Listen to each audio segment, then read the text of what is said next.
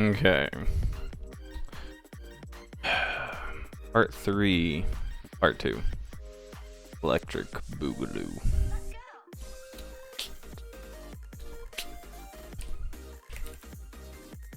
Hello, hello.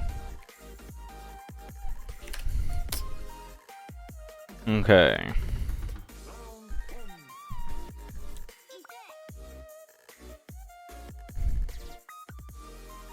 Hey, hey, hey. We continue on with class testing. An exciting time. It is exciting.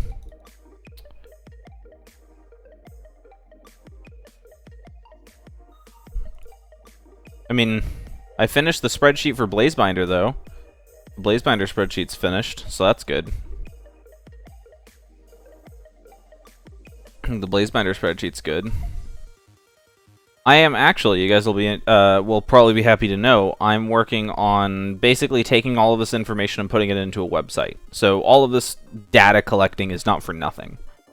The goal is to take all this data, work it into a website, take that website and basically let the community have access to it. That, okay, here's the list of all of my class testing and stats and everything, and I can use that to build a tier list, a actual, like, mathematically supported tier list, that this is the best farming class, these are the best soloing classes. I can use that to build an actual mathematical tier list kind of thing that I can use that to kind of, as classes get changed and buffs, you can see mathematically the differences, and with numbers the differences between classes.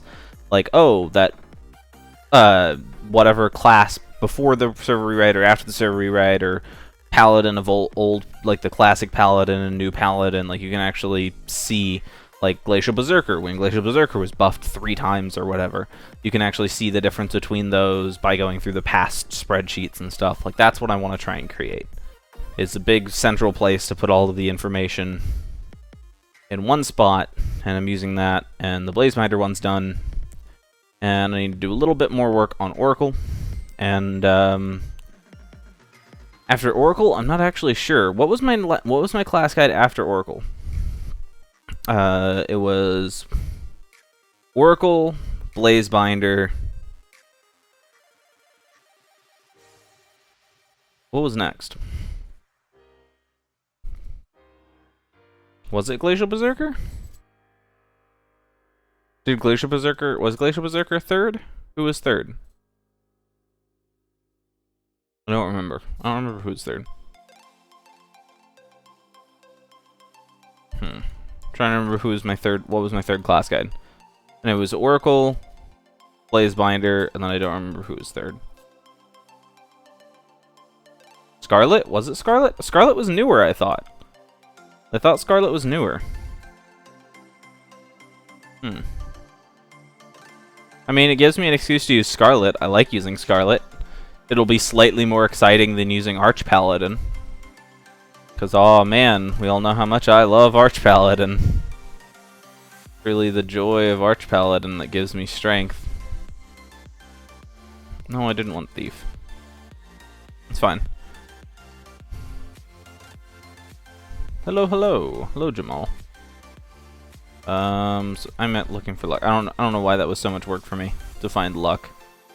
So we're gonna go luck on the WEP.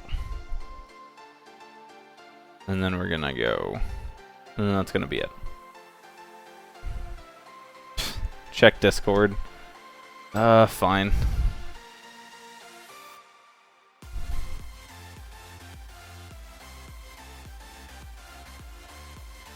Fine. Okay.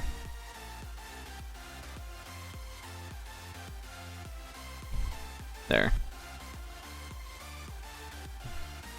Okay. You can join the Discord? Yeah, you can join the Discord. Link is in the description. You can't join the call. You can't join, like, the voice call. The voice call is reserved for patrons. To be in the voice, that is reserved. That is a perk that the patrons sort of earn. That is a perk of the patrons. So There, and we'll go 3 whiz 1 luck. Test 1. Because we actually did slightly more damage on average with luck, which is interesting. So we'll see. See.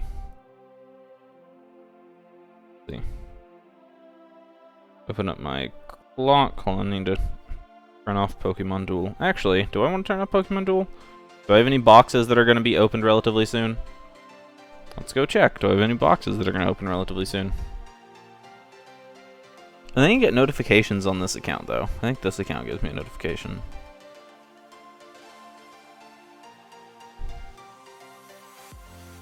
Come on, Pokemon Duel. I'd appreciate if you would open slightly faster.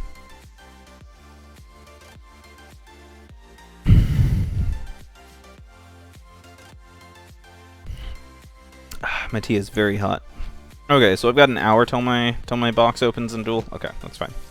That's fine. So open up the clock, stopwatch, ready, steady, go. Yeah, it's a weekday. It's a weekday. I know it's a weekday. A lot of you guys aren't going to be able to stick around quite as much on a week, and that's fine. That's fine. That's totally fine. And Ashfall came out on AQ3. Well, not Ashfall. Did Ashfall come out? No, it was Burning Man. Burning Man event? I don't know. I don't know what happened, but whatever. AQ3D just released an event. AQ3D just released an event. Pretty much to the disappointment of me. Yeah.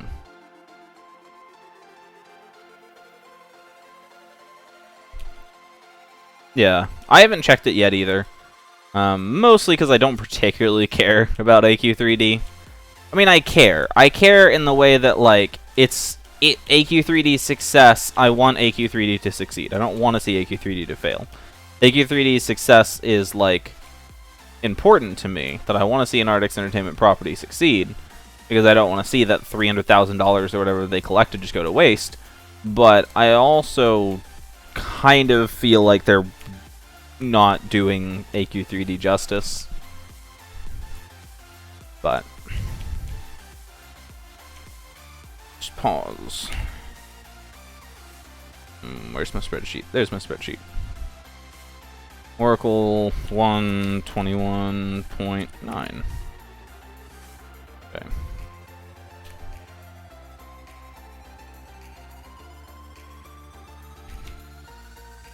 Yeah, I have it on mobile and desktop. Like it's installed, it's downloaded. Will I actually play it?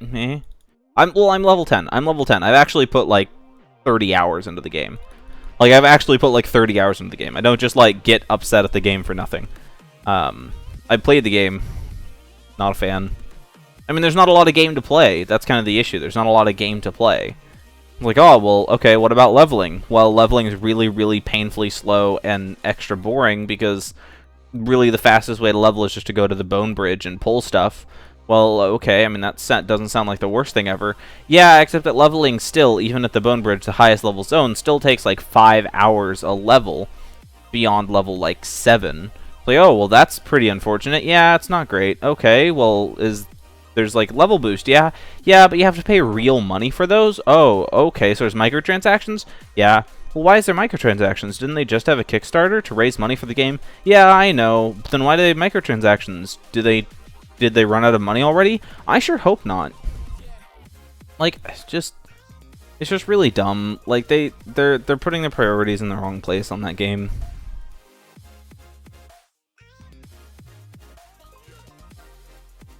Unfortunately, a lot of the best staff at Artix Entertainment are focusing on AQ3D full-time, meaning that the overall product of AQW has become subpar in recent history.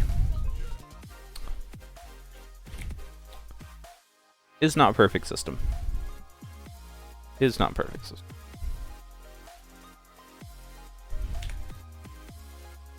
Yeah, the weapons look cool. Like, that's what I'm saying. It's like they got a lot of good people working on it. They've got a lot of good people working on the project.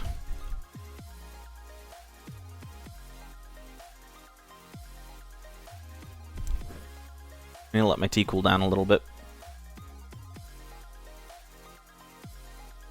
The beta sword. Yeah, I've got the Kickstarter. I've got the Kickstarter blades because I was on Kickstarter. I backed it on Kickstarter. I've got the Kickstarter gear, but all the Kickstarter gear is level 3. Like, all the Kickstarter gear is level 3, so there's no reason to use it. Like, it's just bad. Like, oh, I'm past level 3? Okay, well, toss this Kickstarter gear in the trash. Good thing I paid $60 for that.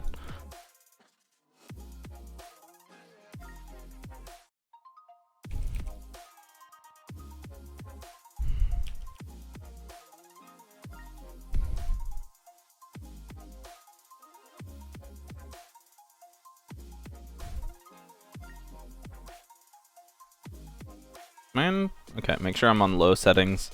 Just try and reduce lag. Don't want to add in complications.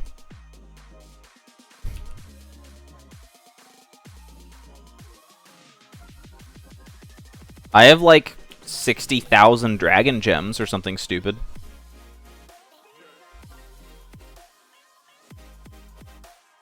But that's because I backed on Kickstarter and they gave me a whole bunch of gems for freezies. But, well, not for free, they gave them money, but...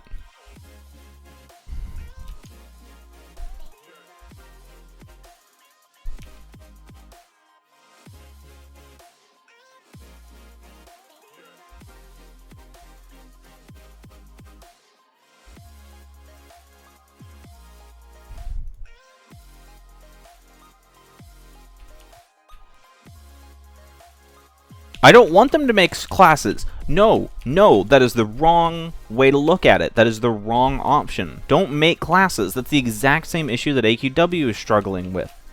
That's the exact same problem AQW is having. Throwing more classes at it doesn't make a better game. That's not the solution. More classes is not better.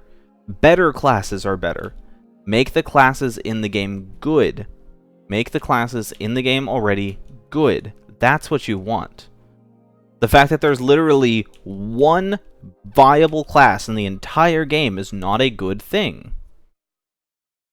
The fact that Mage is the only viable class in that game is not okay. That's the problem. Adding more classes won't make it any better. Adding more classes to the game doesn't matter if they're all garbage, and if the existing 4 other classes in the game are garbage, that doesn't help anybody either. Mage is far and away the best class in the game, and using any other class is just a mistake. More classes is not going to fix the problem of bad gameplay and poor game design.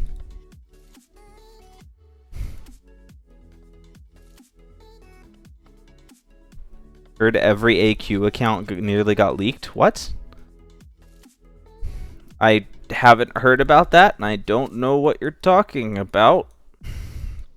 How can you leak, like, account information leaked? Or like, oh, you have an AQW account.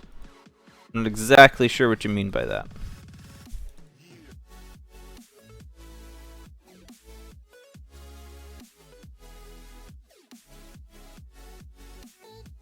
That's been a big issue with AQW recently. Is that rather than try and make good classes and redesign old classes and make quality releases, they decide to just release a class, because everybody loves classes, right? If we just throw a class at them, everybody won't notice that we didn't release a server rewrite on time. If we just throw a class at them, nobody will notice that this birthday event was subpar. Mage is the best class by far in AQ3D. In AQ3D, Mage is the best class, because you can kite any mob infinitely. You can kite any mob infinitely. Mage has a slow and ranged abilities. And all enemies in the game have a base movement speed. So you slow the target that you're trying to kill, and you just kite them, and just run in a circle and slow them, and you slowly kill them over time, and they can never touch you. That's the way you play AQ3D.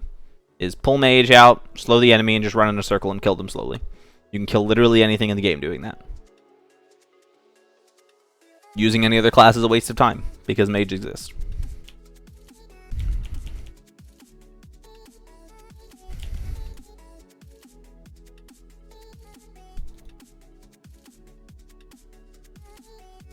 Yep.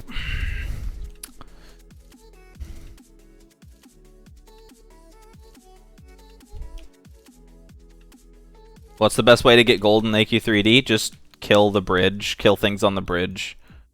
Farm the bridge. That's the answer to all of AQ3D's problems. How do I level up? Go to the bridge. How do I make gold? Go to the bridge. Go to the bridge. Do I have a green shirt? No, I don't. Everything I own is basically some variant of brown or black. I don't actually own colors. I'm sorry. Sorry to disappoint you guys.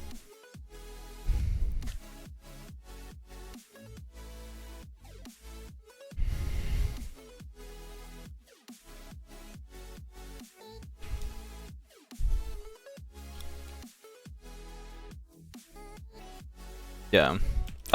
You can just teleport to the bridge. You can just teleport there.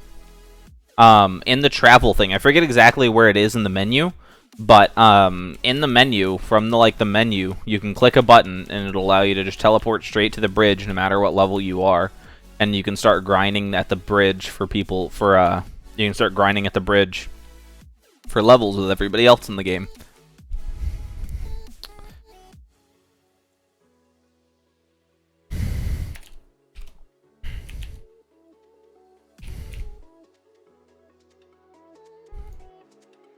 No. Blue. Or green. I want green.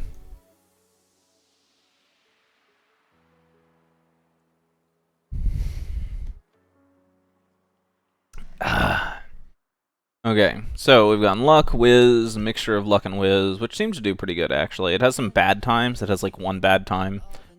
But the other times are all pretty good. As far as DPS goes. Oh, didn't want to hit that. Okay. What should I do then?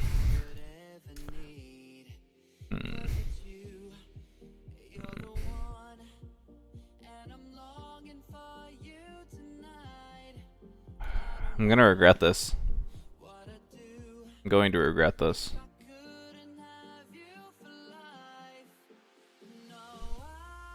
Why are the enhancements for Spellbreaker out of order? Every other enhancement is in order. Like, why, what?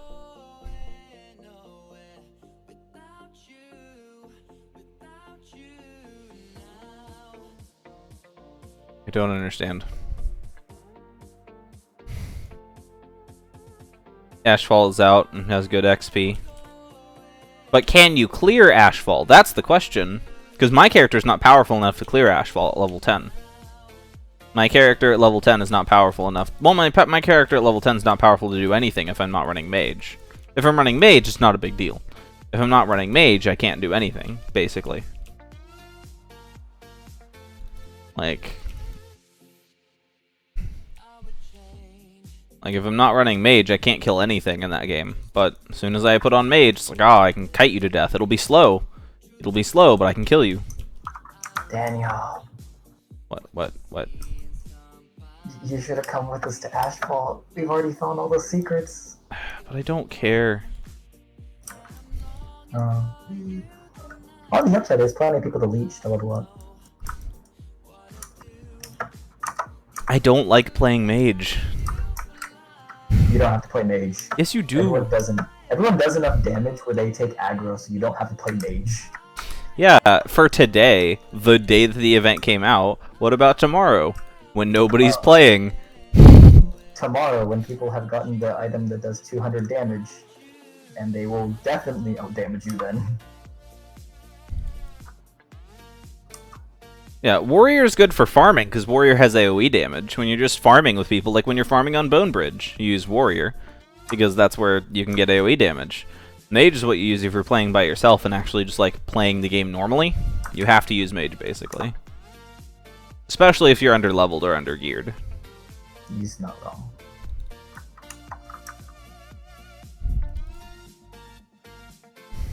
Yeah, you just spin. How to farm in AQ3D? Spin. Spin. Oh. I'm gonna go back to farming with the guys. See you, bud. Goodbye forever.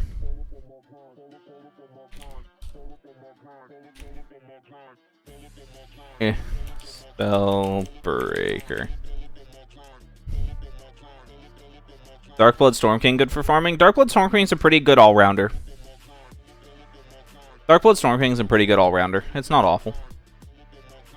It's pretty okay.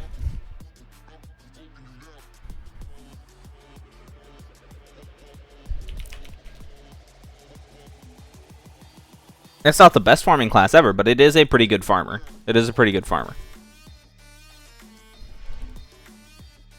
I am actually working on, slowly, it's going to happen slowly, but I am working on building a website with all that information for it.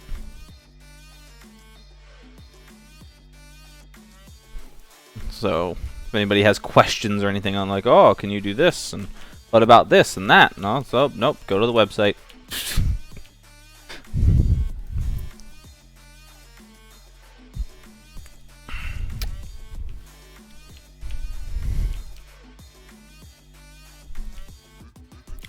Yeah. Having a central place where all the stats and information and everything that I've accrued can be found by people should help to educate the community better and to alleviate some of the questions. Scarlet is 1%. Scarlet has always been 1% and will always be a 1% drop.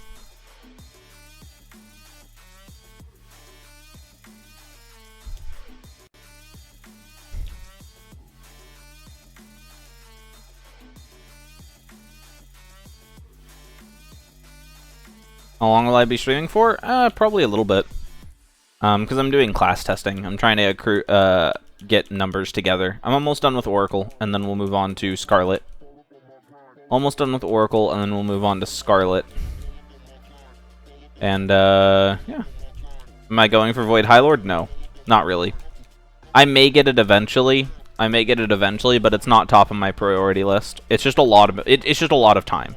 It's like 400 to 600 hours depending on RNG for drops.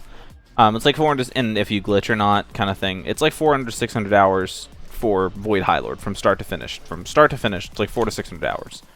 And I'm just not willing to. I'm just not willing to do that. Is kind of my issue. For a singleton class, it's not worth it for me. So.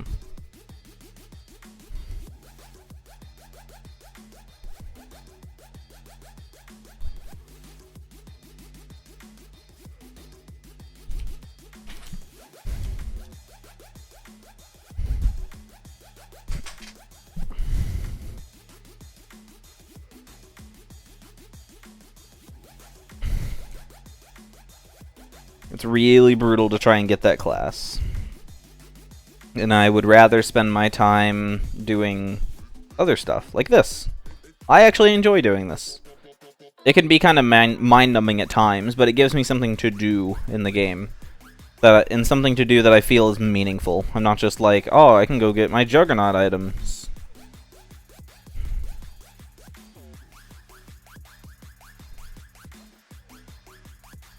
Exactly. I didn't say it was hard. I said it was time-consuming. When I talked about the difficulty level, I didn't say it in terms of like, oh man, it's so hard, I'll never obtain it. I said it in terms of time investment. That's why I'm not doing it. Not because it's too hard, but because it's too time-consuming. Because the amount of time investment into it is too much that is too much. I'm not willing to do that much time investment into one class.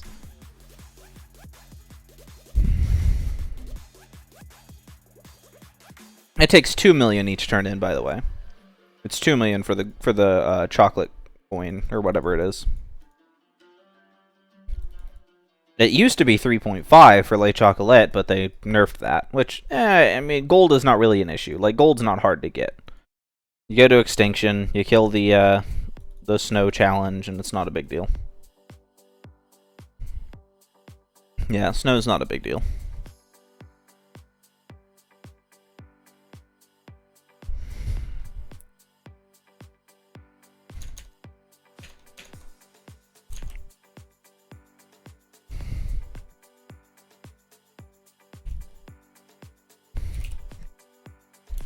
$148.68.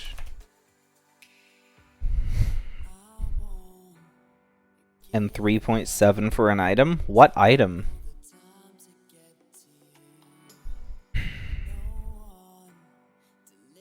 What item? What are you talking about that cost 3.7?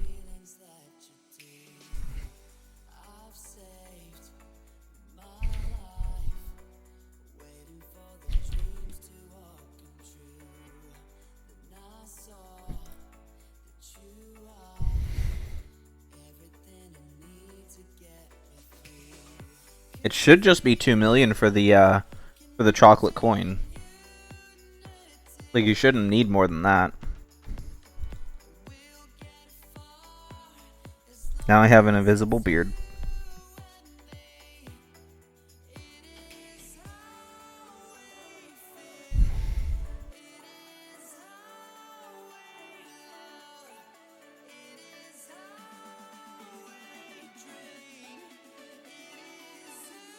Yeah, you just buy the null chocolate once. You just buy the null chocolate each time. Yeah, you just get the null chocolate each time, and that's all you need. The quest used to need lay chocolate for each turn in, but it was changed a while back. So the gold requirement is not as bad. And gold was not the hard part either. The gold is not the hard part of that either. Tainted gems are really the hard part. Yeah, the Tainted Gems are really the hard part of getting the Rotogenium. The Tainted Gems are the time-consuming part. Yes, I know you can room glitch and speed up the process significantly, but I prefer not to.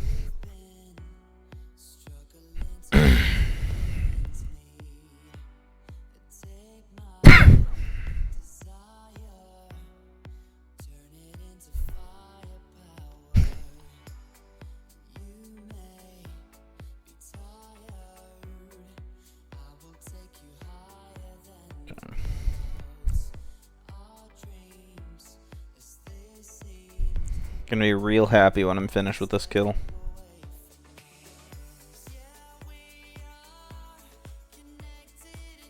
Yeah, like, diamonds are not a big deal, totems are not a big deal. Like, a lot of the items have been made relatively trivial thanks to the ceremonial sword pet. If you have that, if you weren't somebody who picked that up, well, that's unfortunate for you. You're gonna have a much more difficult time. Thanks to the ceremonial sword pet, a lot of the items have gotten relatively trivial, but Tainted Gems are still quite a bit of work.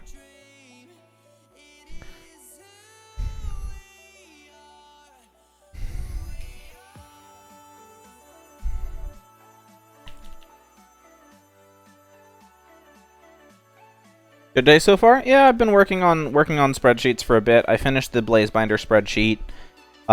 Worked on that. I've been trying to figure out how to get a website made. Working on that for a bit today. Working on trying to put together a website to centralize all this information. Because I'm trying to collect all this information, all these classes. And trying to get a website together to kind of put all of that in one place, so that once I have all this information, I can have a single website where people can go to see, okay, well, what's the stats, and what are the best enhancements, and best use case scenario for this class, and how does the damage numbers on this class compare to this class, and you can pull up all the spreadsheets yourself and find all those numbers yourself. That I make the numbers and fill it in and update it, but you guys can have it, it'll all be public and there for you guys to find and use and see. So I'm trying to work on getting that done. It's a little project, and it's like, okay, well, this is a way for me to, outside of just my class guides, give some solid, actual, tangible, useful things to the community. So, yeah. I do actually... Oh, I need to meet with people.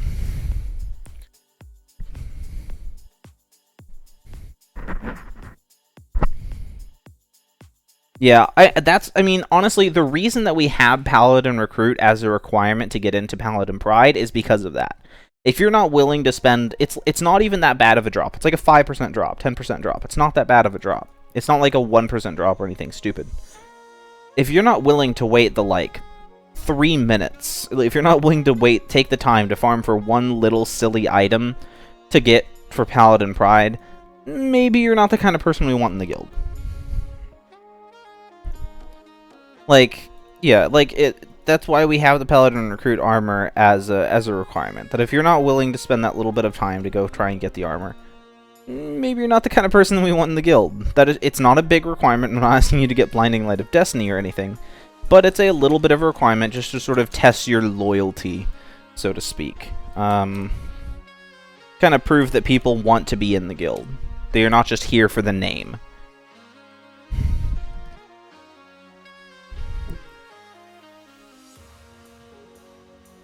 Yeah. Oh, well, yeah, if you haven't done the zone before, it's not that big of a deal. It's definitely a little bit more annoying if you haven't done the zone. I did the zone when it first came out. So, For me, it's not that big of a deal. Just go waddle to the boss and kill it. Okay, so that's Oracle, DPS, single target DPS, and survivability.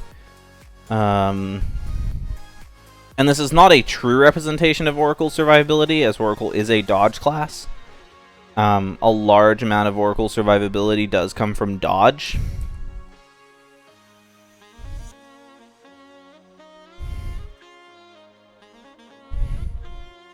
A large amount of Oracle's survivability does come from dodge. Sorry, I had to fix that. That looked weird.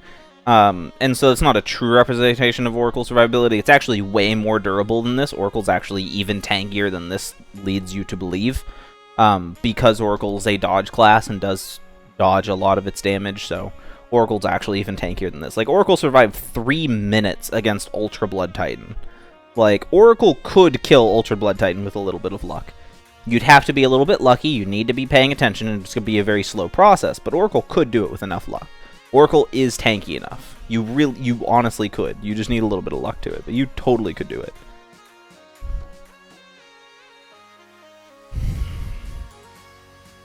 Okay, so let's go through, and I need to read out some of these. Oh, Corey's playing Dirty Bomb.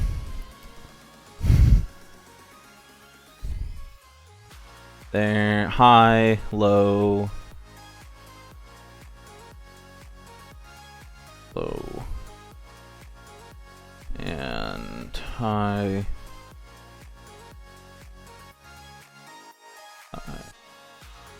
I need to actually talk with some graphic designers that I know to try and get some better branding done for me.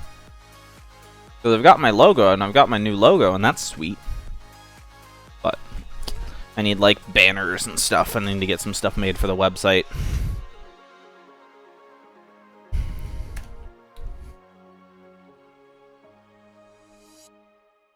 Unfortunately, as crazy as that time is,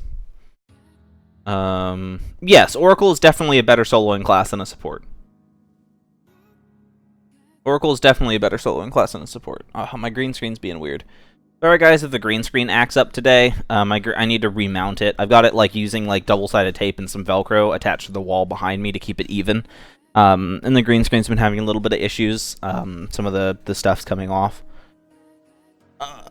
So if the green screen's having some issues, bear with me. The green screen's going to be a little bit finicky until I remount it. As crazy as that time is, it's unfortunately not representative of the average, and I need to throw it out.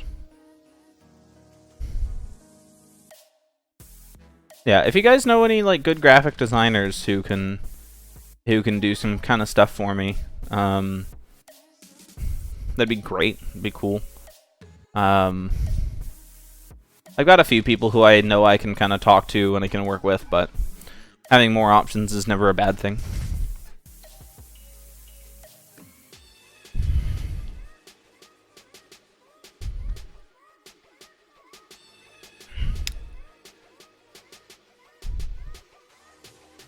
Okay. So, there's Oracle. Yeah, Oracle is definitely not as much... Oracle's not a true support class. Oracle's really only support ability is the fact that it has a heal and its foretell. Is its only real support ability. Yeah. I mean, for the most part, I'd be willing to pay somebody. I'm not paying like most actual graphic designers want to charge you like a lot of money. I'm not willing to do that, but if somebody makes something good and I'm willing to pay for it. Yeah, Oracle really doesn't have like the only actual support skill that Oracle has is foretell. Oracle's not a support class. It's a soloing class. It's damage reduction, healing, damage boost, critical boost, dodge increases. Like, Oracle's a soloing class. It has a single support ability, but it's not a support class. It just has one ability that happens to benefit the team, and not even that much.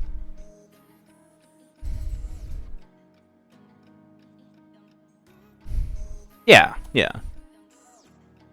Okay, so what do we do now? Scarlet? Scarlet. Oh, Scarlet, baby, I miss you. And Jade comes in to punch the dragon.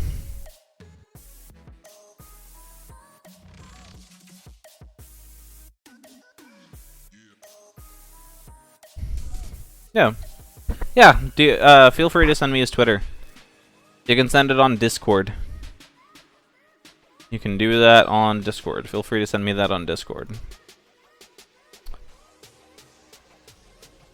I'm just swapping out my enhancements here for Scarlet, and then I'll get ready to start Scarlet testing. Okay. Okay. And now we stack. Now we stack. For all this testing, Scarlet is going to be at full stacks. For all of this. For all these numbers. And for any stacking classes, true stacking classes. Troll Spellsmith, Scarlet Sorceress. A lot of these classes that are true stacking classes. Assume they're at full stacks. Like Void High Lord, if I ever get it, whatever, I test it, whatever. Assume that they're always at full stacks. Because I'm not going to test a class at half potential. I'm not going to use a class at half of its maximum potential. It's just silly. Okay, and ready, go.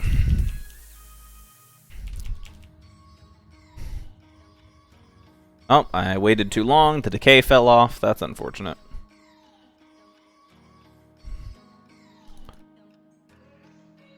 I need to try and remember to combo 3 and 4 or 2 and 4 together, so I don't lose out on the dim. What? Is he not getting affected by decay? He's not getting affected by decay, sir.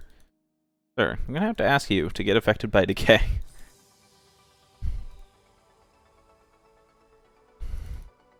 There we go. I don't know why it didn't work the last time. The last time I comboed the abilities together, he wasn't hurt by the decay. He wasn't, he healed still. He still healed. He wasn't, affected by the decay. That was weird. Now he hurt myself to generate mana. Like, I'm spamming 5 needlessly in this fight. Yes, I know that. But I'm not just doing that for no reason. I'm doing that to generate mana, to help me generate mana. Because Scarlet Sorceress generates mana from dealing damage, generally. It doesn't care about who you're dealing damage to. So as long as you're dealing damage to somebody, whether it's the enemy or yourself, you're still going to be generating mana off of that. Okay.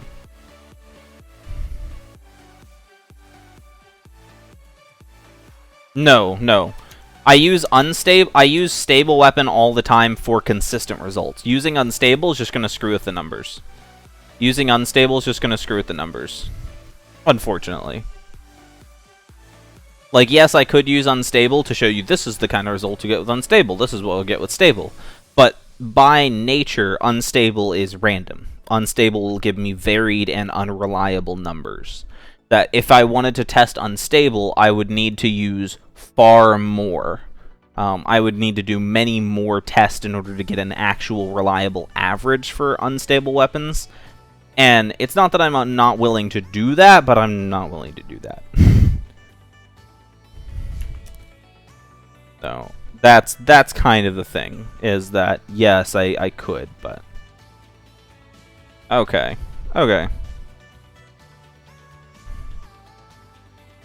Yeah, it's like I could definitely like use unstable weapons, but I feel like it's not super worth it.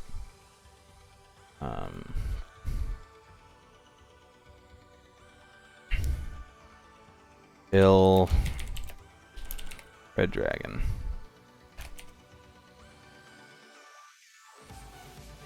Okay, full whiz, first time, 117, 88.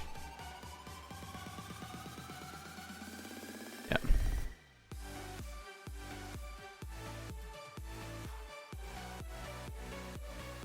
No, there are weapons that go into negative. Yeah. There's just weapons that go into negative numbers. There's weapon damage ranges that go into negatives. I think there's 2 or 3. There's not a lot, but they do exist. Oh, I didn't mean to do that. God dang it. Okay. Now I've got to leave the room.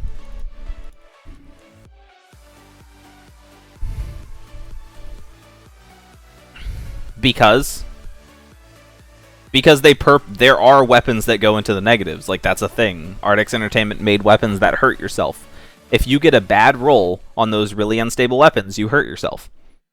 You heal the enemy, or you hurt yourself. You can heal the enemy with that one, with those weapons, with the negative damage weapons. That's a thing that happens. Okay, I want to pull him down here so I can see the buffs and debuffs that apply onto him. The Scarlet needs it. Hey, thanks, Fear. If you're liking my stuff, what I'm doing right now, basically, is I'm actually working on building a website to kind of congregate all of the information that I've gathered.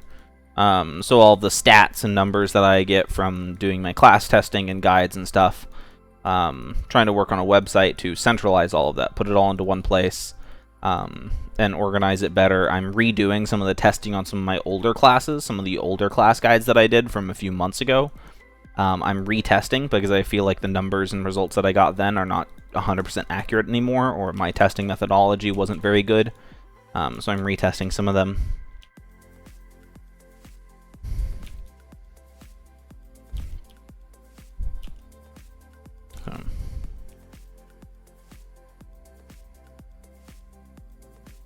Yeah, so I'm working on that's what this is happening right now.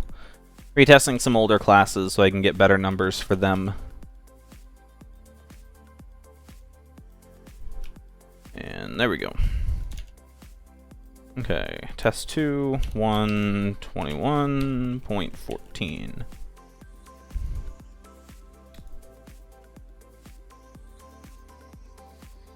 Let's heal before we go on to the next one. Heal, stack, heal, stack, heal, stack.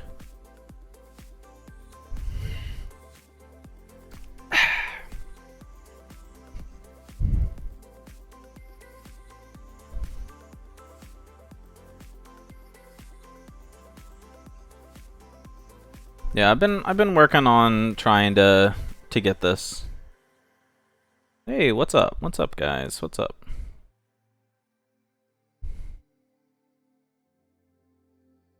Because Jade likes smiley faces. You're not her real dad. Can't tell her to smiley face or not. My job.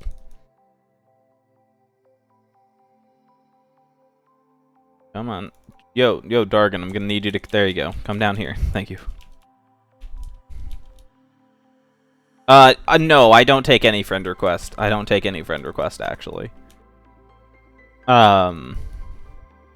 Just because, I'm not super big. Like, I've got a few hundred, subscribers. But I'm not super big, but I'm still big enough that if I were to try and accept everybody to my friends list would fill up real quickly. And I don't want to have to pick and choose who gets on my friends list, so instead I just reject everybody. Is basically the thing. It's like, I don't want to have to pick and choose who gets on my friends list, so everybody gets rejected, is basically the way that it goes down. Yeah, it's not something I want to do. I wish that I could accept more people, but unfortunately. The next episode of the server rewrite should come out either late tonight or tomorrow. I've had a little bit of issues with my editing software. For some of you guys who know what's been going on with my editing software, I've been in a love-hate relationship, kind of ongoing battle with my editing software for the last sort of month or two. And so videos have been getting out a little bit slower because of that. So yeah. Waiting for server rewrite part 5 should be later tonight or tomorrow. And then later tonight, early tomorrow. So, certain type of tea. Oh, I drink the actual specific tea that I drink is Twinings Black Irish Breakfast Tea. Yeah, it's Twinings Black Irish Breakfast Tea is the actual specific brand that I drink. But generally, I just like darker teas, black teas. Sometimes jasmine teas. I don't like fruity teas. I don't like mint, like fruity teas and the like herbal teas. I'm not a fan of those. But I tend to like a little bit stronger teas. From time to time, if I don't want something with like the amount of caffeine in it or something that has sort of the level of strength to it, Because I do tend to drink, like, the normal tea that I drink daily is like a strong black tea. I'll normally drink like jasmine from time to time. But for the most part, it's black tea.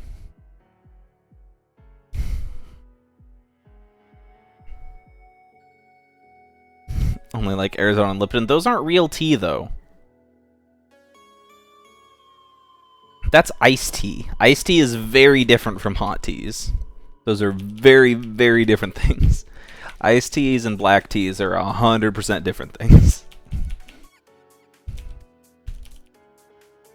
Oh, we're getting some good crits this time around. We're getting some good crits. See, I'm really worried because I'm going to have to test luck. Like, I'm going to have to test luck with Scarlet Sorceress. Unfortunately, I'm probably going to end up killing myself. Like, when we get to the Scarlet Sorceress luck test, we'll see if I die. We'll see if I kill myself. Like, there's a very real chance that I kill myself when you do the Scarlet Sorceress luck test. Like, that is a very real possibility of Sudoku. And pause. Yeah, luck with Scarlet is a risk-reward system. Yeah. Scarlet Sorceress can do really good damage with luck, or you can just kill yourself. Both are completely possible. Both are entirely possible options. No, let me die, Jade. Let me die. If I die, that's kind of part of the test. Like, that's something I want to show. That's one of the things that I want to show off with Scarlet Sorceress. Because I have a lot of people tell me, like, oh man, luck is so much better on Scarlet Sorceress. I do so much damage. Or people that are like, oh man, Scarlet Sorceress is trash. And I'm like, no, it's not. And I was like, well, what enhancement are you using? They're like, oh, I was using luck. And it's like, yeah, that's why. Yeah, don't use luck. I want to show off to people that, like, don't use luck. It's a bad idea. If I die, I die. What server am I on? Oh, did I not turn that on? Boop. There we go. I forgot to turn it off. There we go. I got to turn it on. I'm on server right now. I'm in a private room for a reason. In previous testing runs, I've had people come in and troll me, kill the mobs that I'm trying to kill, come in and interfere with the tests. So I'm trying not to let people in here if possible, just to mitigate possible trolling. So. Right now I am on server, but what room I'm in, probably won't tell you guys. The patrons know. The patrons know. I've told the patrons.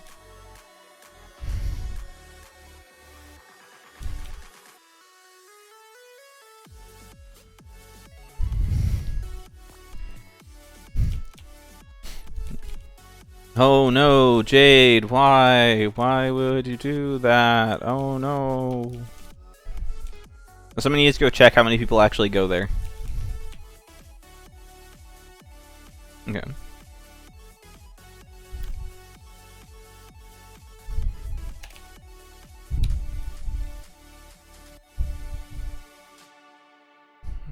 Jade should have her go-tos off.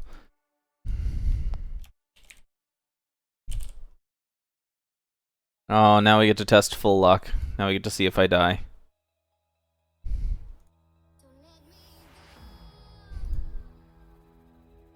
Is that why you ran away, Jade? Is that why you ran away? Definitely because your go-tos were off.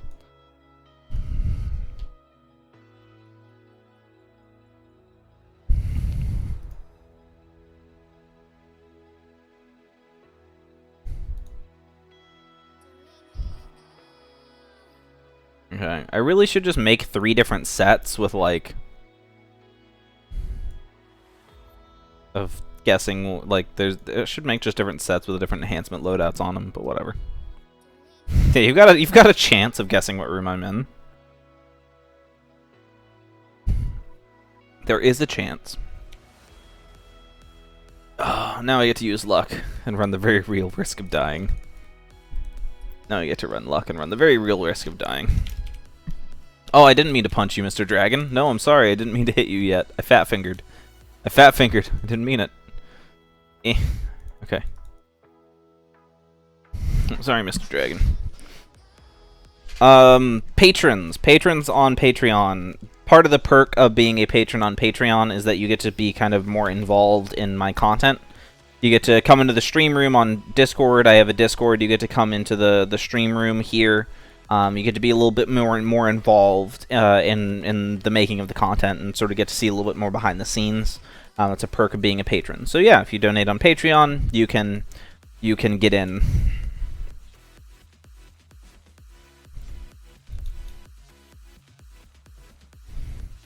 Iris doing?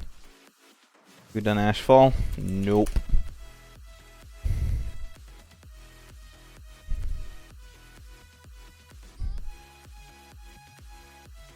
Okay. Making sure that I'm fully stacked. Making sure that I'm full health and not gonna die. I don't think this boss... I don't think Red Dragon can hit hard enough to kill me. But there is a chance. There is definitely a chance of death. Okay. Hit. Yo, Mr. Dragon, come down here.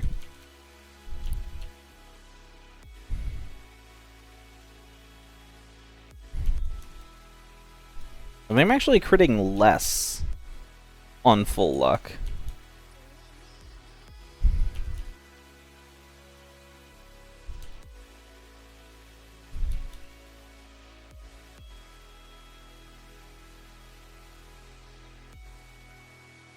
Okay. I mean, maybe the time sped up a little bit. Maybe the time sped up a little bit. I mean, it kind of comes down to how many crits I get. Because the base damage is a lot lower on full luck, but the crit damage is slightly higher. So if I don't get crits, my overall time is going to be a lot lower. But if I do get crits, the time's a lot faster. Which is kind of the nature of luck. Which is kind of the nature of the luck enhancement. Okay. There. Reset. Rest.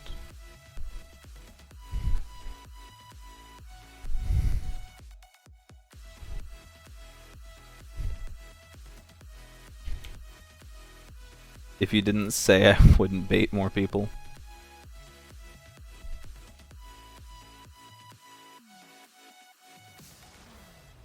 Okay, make sure I'm full stacked. Again.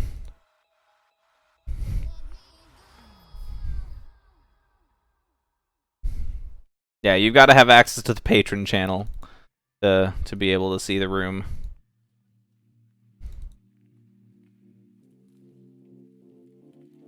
Okay.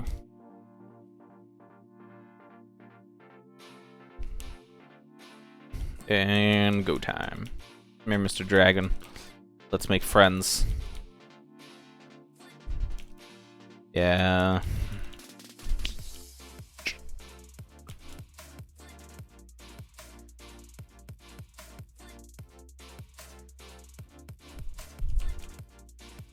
I mean, this time definitely could go pretty well. This time's looking pretty good. If I get a few more good crits, this time could be very, very quick. Oh. It's not like Lightcaster or Elemental Warrior quick, but for a farming class, very quick. For a farming and soloing class, very quick. Which is what Scarlet is. There we go.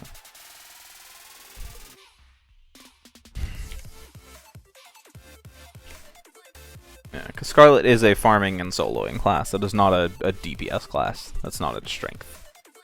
I love Scarlet. Not a high damage class, particularly. It's good damage. It's big damage. It's like, oh, I'm critting for 2-3k.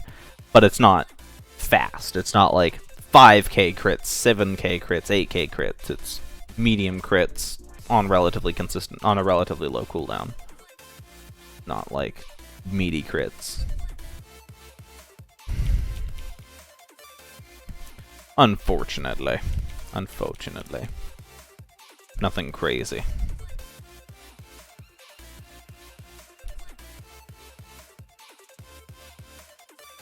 Okay.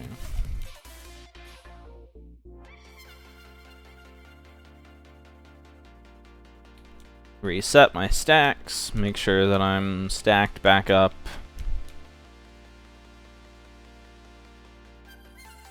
Okay. And I should be good to go now. Hey, Mr. Dragon.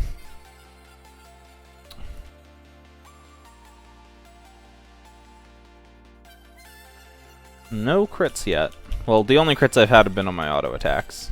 No crits on abilities yet. Which means very low damage this time around. Hey, there's a crit. There we go. Yeah, like the crits are good when they happen. Just about actually getting them.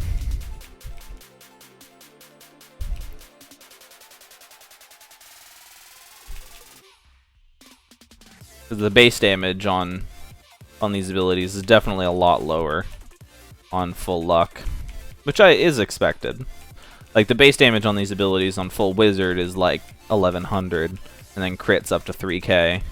But on full luck, the base damage is like 800 and crits up to 3.5k.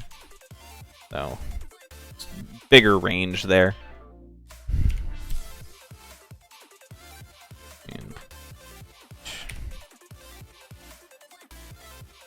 Okay. Oh, my stacks fell off. God dang it. I've got to restack.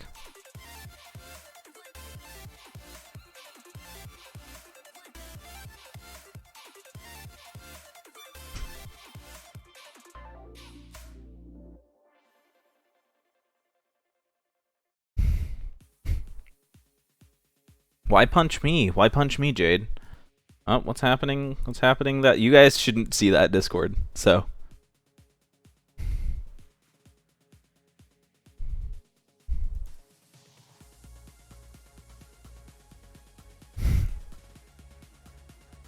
Okay. Yeah, you guys can't see that Discord. This is private matter. Like, I'm pretty sure I'd actually get in quite a bit of trouble because that's like NDA stuff. Okay. Okay, cool. Ooh, that'll be exciting. Okay. There we go. There we go. All good. All good. Okay. And punch a dragon. Come down here, Mr. Dragon. There you go.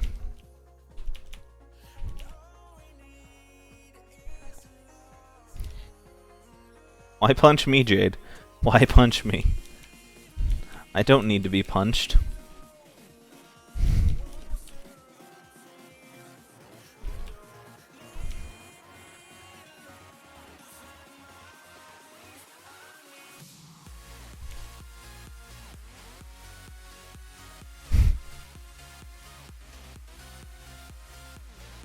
The lower hit chance on luck hurts.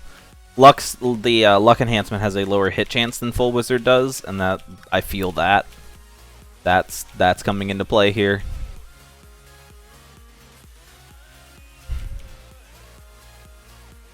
Okay.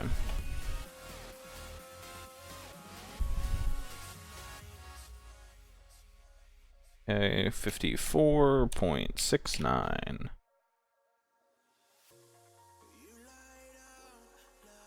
So what are you going to do after the server rewrite? Most of the stats change. Do it all again.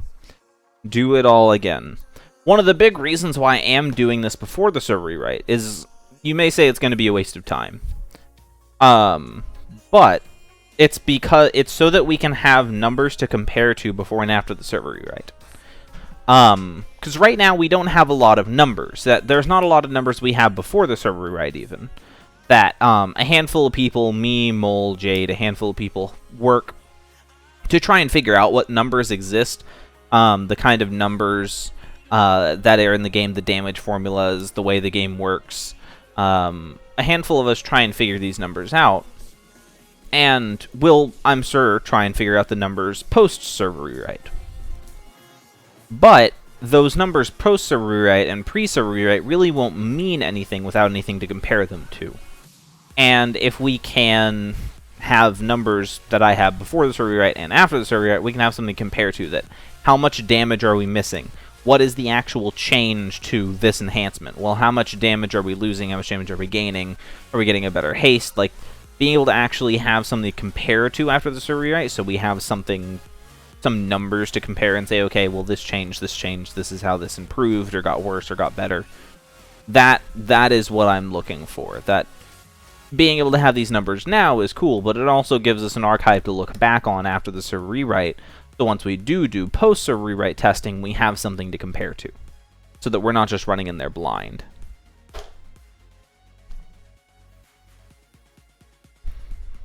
Unfortunately, most people are playing Ashfall right now, like scrubs.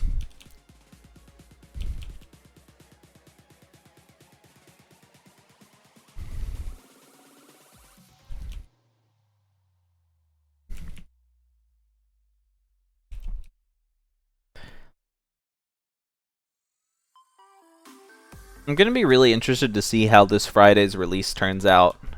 How Dage's birthday release turns out. Because most of Arctic's Entertainment offices... most of the Arctic's Entertainment offices are going to be at GDC. Like, a large amount of the dev team is going to be at GDC.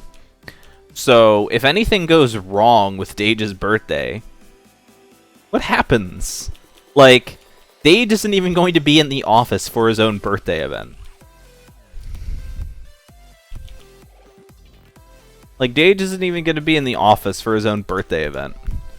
Like, how silly does that feel? Like, he's going to be at GDC for his own birthday event. Will you put these numbers in your will?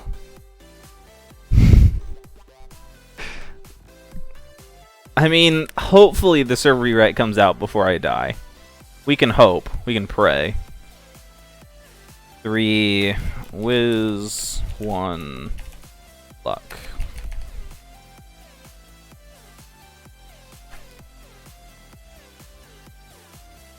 Okay.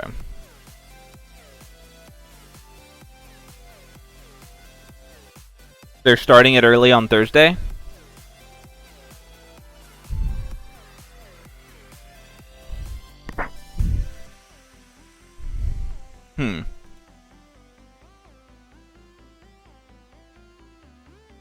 Okay, change these back.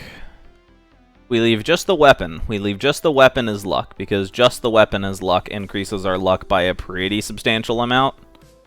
Like, the weapon alone gives you more luck than, like, 3 other pieces combined. So, we leave the weapon, because it gives a butt ton of luck, so. Now we stack. All the stacks. Yeah. It makes sense if they're gonna start Dage's birthday event on Thursday. Yeah, that makes sense if they're gonna release some of the birthday event stuff on Thursday so that they can get some of it done while there's more people in the office. So they can get some of it done while Dage is in the office and while a little bit more of the actual staff is in the office. Because I know Friday a lot of them are gonna be out of the office, so. Because Friday afternoon is the final day of GDC, like that's the big day of GDC, and so I know a lot of them aren't gonna be in the office. So it makes sense that they're going to try and get some of it out a little bit ahead of time just to try and relieve some of the stress.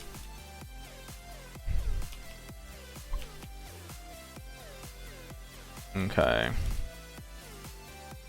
So the crits are feeling a little bit lower already, but the base damages are definitely looking a lot better. Definitely, and the hit chance seems to be a little bit better as well. I'm liking this loadout. The damage that we're getting off of Malevolence is a lot better.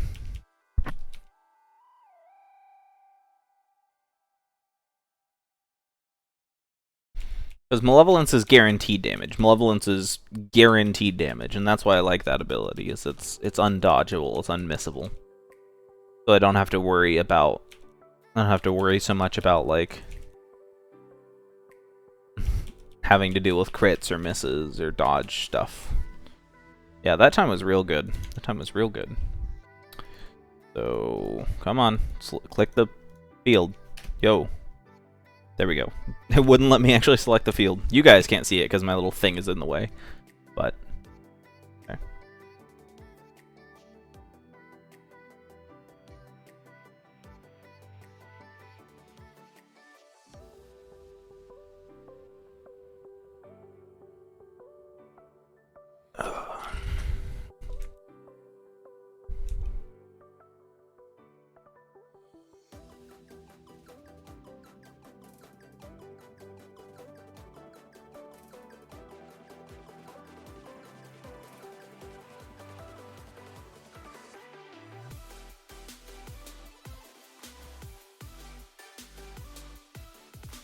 But Malevolence doesn't heal the enemy if you're playing Scarlet Sorceress correctly.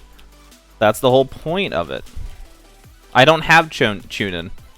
I do not have Chunin, unfortunately. I would like to test Chunin. I do not have it, though.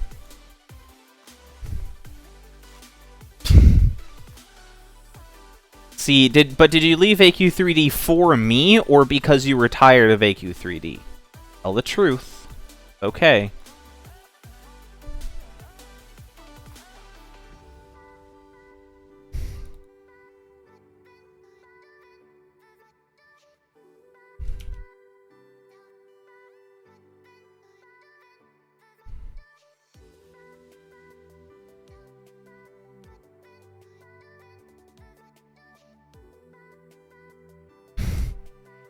AQ3W?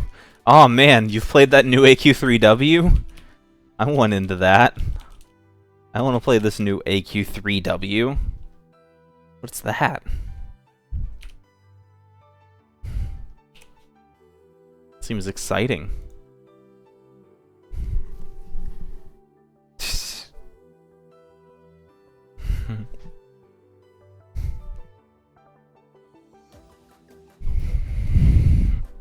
AQ3D is nowhere near a finished game at this point. AQ3D is nowhere near a finished game. Yeah, it's nowhere near a finished game. There's like 2 viable classes. Warrior for farming and Mage for solo play. Like, there's 2 viable classes. The other 3 classes are useless. Like... meh.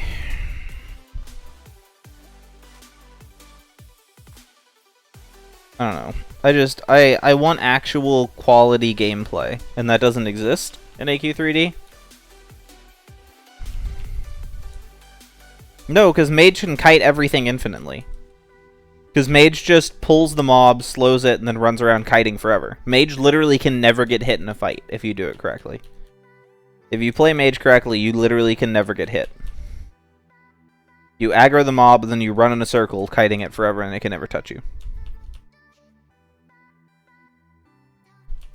Mage may do less damage, but it never actually needs to take damage. So.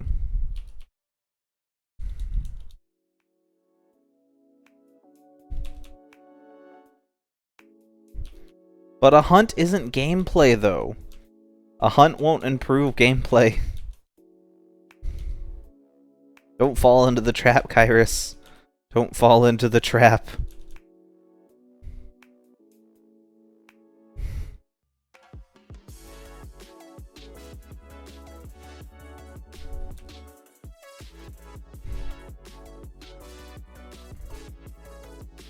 Exactly, it may be boring. It may be boring, but it's effective. It may be boring, but it's effective. Unfortunately, I don't like the fact that Mage is basically required if you want to try and solo most content, but it is kind of what you have to do. It's a bit unfortunate.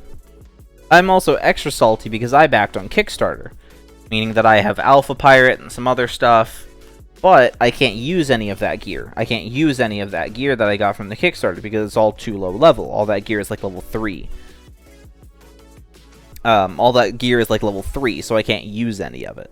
So, hey, I paid $60 for this cool extra gear in AQ3D. Well, too bad I can't use it because it's all level 3 and it's worthless. So.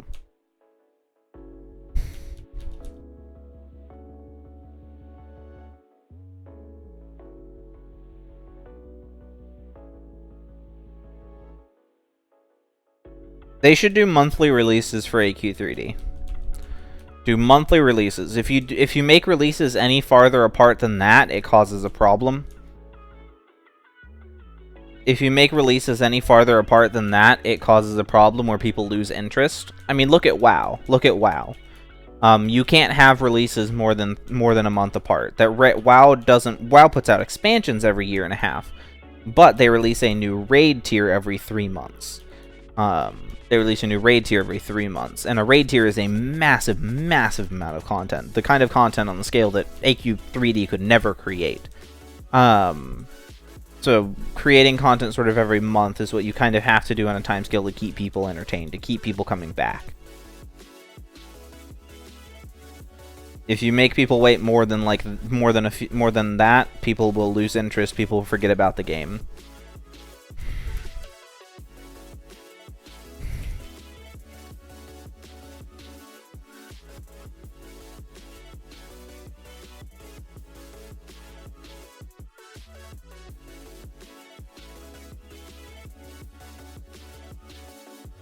Yeah, if you guys want to join Paladin Pride, go bug Lep. Go bug Paladin Lep. Make sure you have Paladin Recruit, though. Paladin Recruit is a requirement for joining the guild. So if you want to get into Paladin Pride, you need to have Paladin Recruit. And go bug Lep.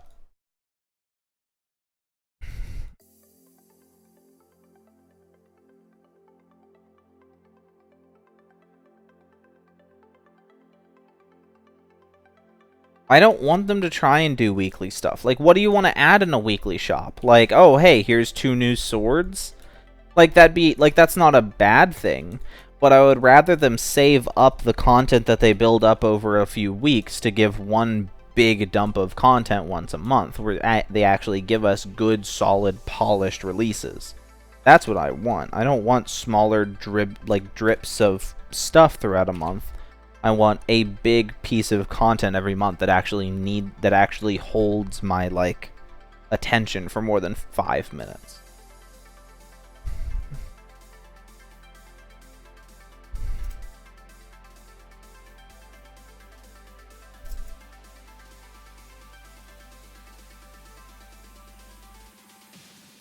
And then so we've done 3 whiz, 1 luck. Now I do 3 luck, 1 whiz.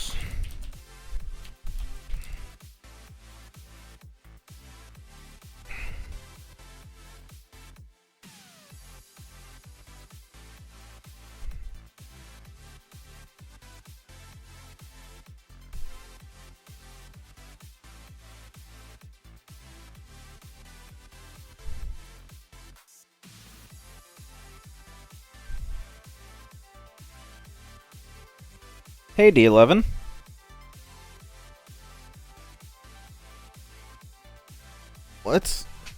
How do you feel about bringing back ULDA? What?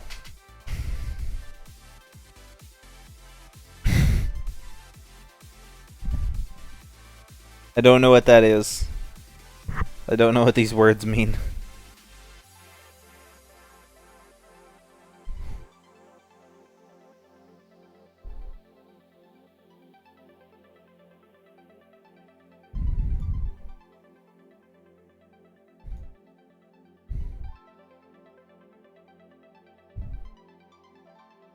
And enhancements. Okay, there we go. Ugh, change my enhancements around so that I can use the next test. Okay.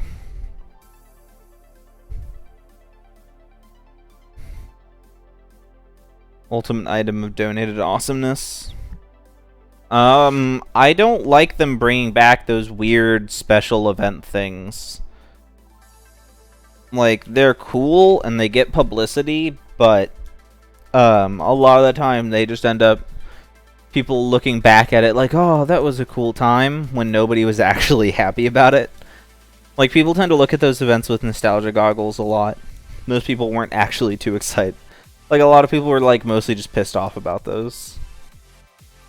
Like, talking to people, because I wasn't around during a lot of that. Like, I wasn't around during a lot of that. I took a pretty big break from the game for a little while.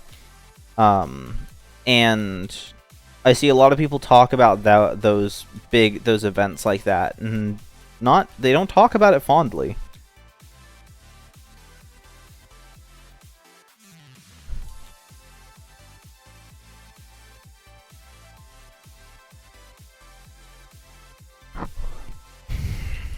Like things like the Wheel of Doom and all that stuff. I know a lot of people just feel pissed off at those kind of events. They're just like, oh man, I got the Wheel of Doom for months and didn't get anything good out of it. Like,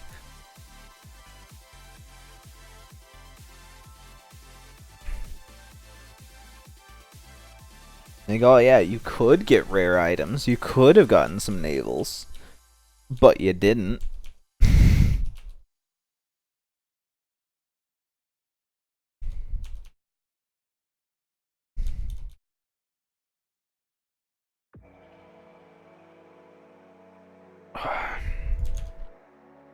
Like, I'm a cynical asshole, and, like, I tend to look at the bad side. No, they shouldn't bring back Wheel of Doom. What would they do for the Wheel of Doom? Like, what would they do? Like, I don't want the Wheel of Doom to come back. I think it was a cool thing for a while. It was interesting, but it doesn't need to exist. It doesn't need to be there. And if they were to bring back the Wheel of Doom, it would have a crazy farming quest attached to it. It would be like, oh, you need to complete this crazy, like, Void High Lord level quest to get a turn in to spin the Wheel of Doom.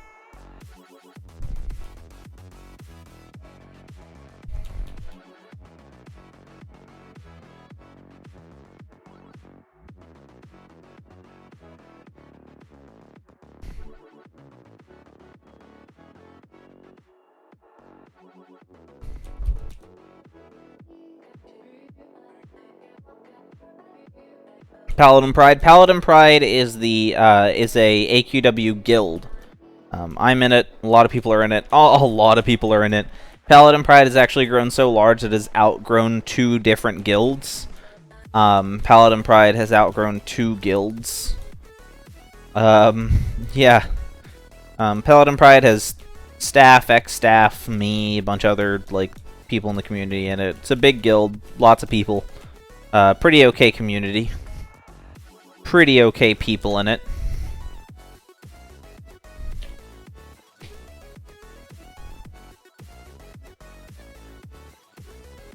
That time was not great.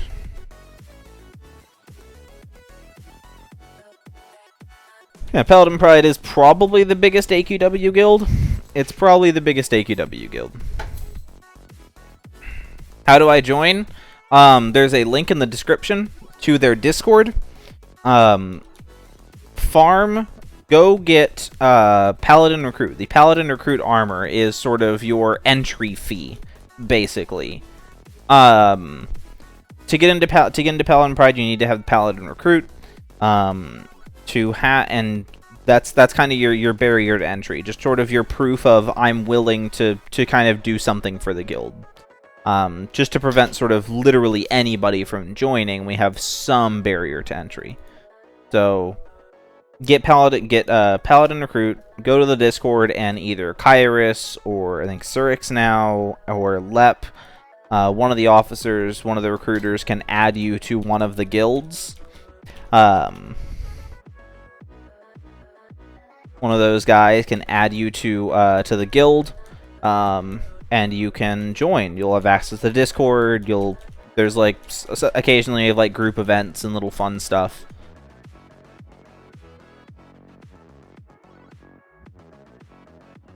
So yeah, so get Paladin Recruit if you want to join Paladin Pride. Get Paladin Recruit. Go to the Discord link. It's the bottommost link in the description. Go to their Discord. Ask one of the recruiters, one of the guild heads, and get one of them to, once you've done that, to add you to the guild.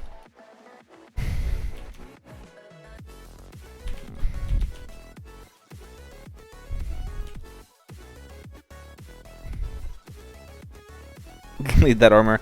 A lot of people did. A lot of people did delete the armor.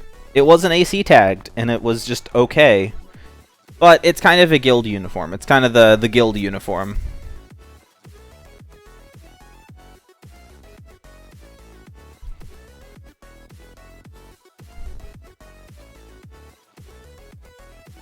It's sort of the guild uniform, in a sense.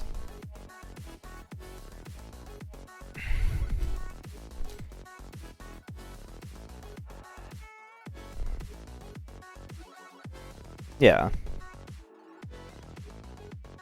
Yeah, if people want to go get Paladin Recruit, you can get a party together. That's normally how it's handled. It's like we put out a call for, hey, we're recruiting, and then we send like 5 or 6 people all at once to go farm for Paladin Recruit. Is normally how it's handled. It's like, get a big group together, everybody goes and farms for Paladin Recruit.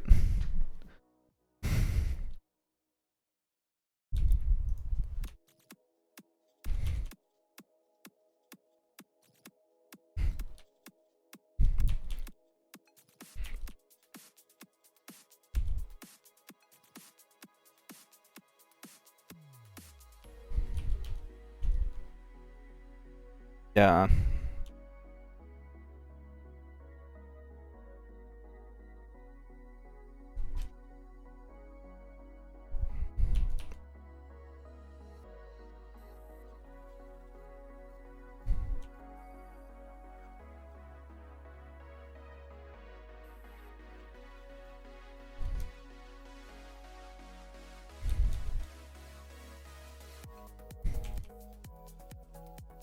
Oh, I'm out of tea.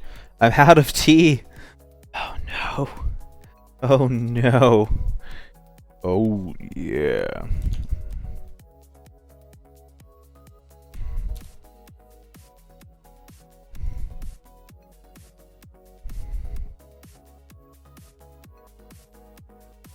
Ugh. Okay.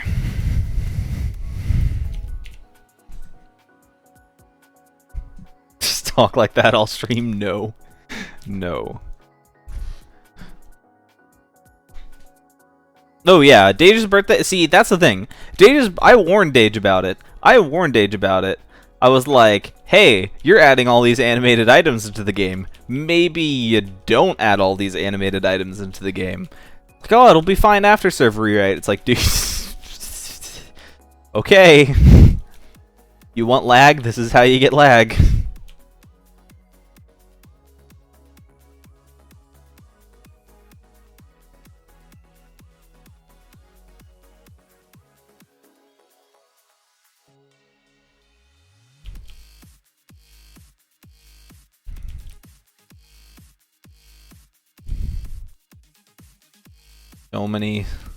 So many animated items. So many animated items for Dage's birthday.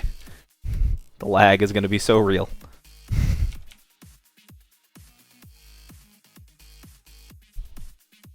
Yeah, the giant Khalid bog. Oh yeah, things are going to get real bad. Things are going to be real laggy. It's going to happen. No one's prepared. Okay, so what should I run besides those? I've run luck, and then I've run variations of luck and wizard. I think that's all I need because I don't. All my abilities are magical damage, right? Yeah. So I don't need to run anything else.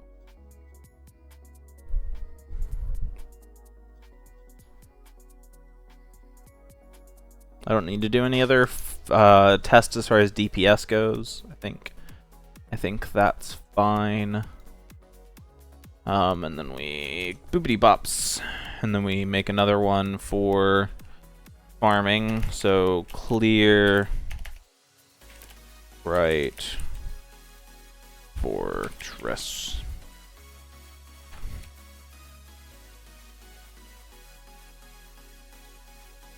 And this is full whiz.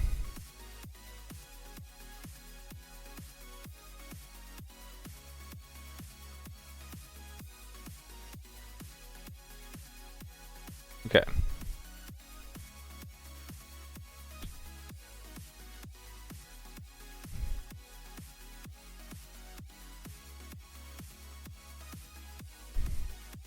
Yeah, patrons can get into my room. Patrons can hang out in the stream. Patrons can hang out in the room with me. But in order to prevent kind of trolling, it's to prevent trolling. In some previous testing streams, I've had people come in and troll.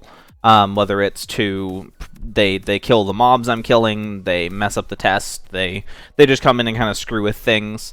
And to prevent that, I when I'm doing testing streams, I don't like to advertise what room I'm in. If I'm doing just like hanging out, PvP, or doing the events, that's fine. You guys can come in and play with me. That's no big deal.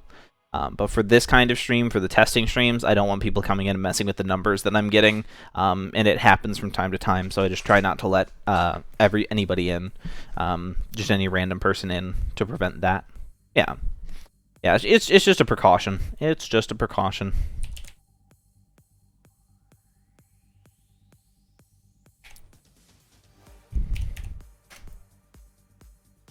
And we've warped.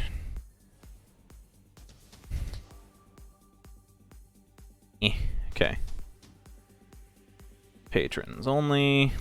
Let you guys know where I move to. Boop. Okay.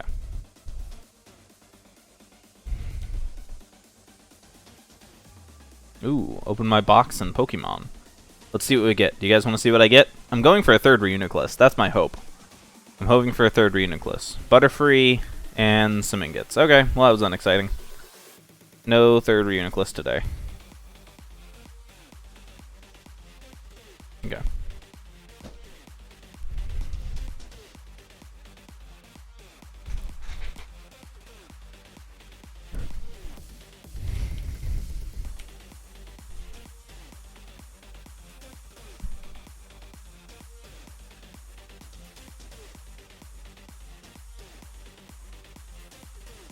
Okay.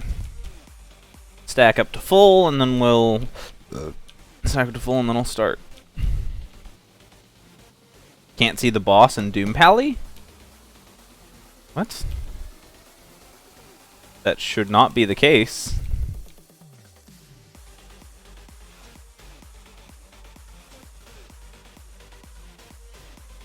Hey, yo, ma'am. Ma'am, there we go. Thank you.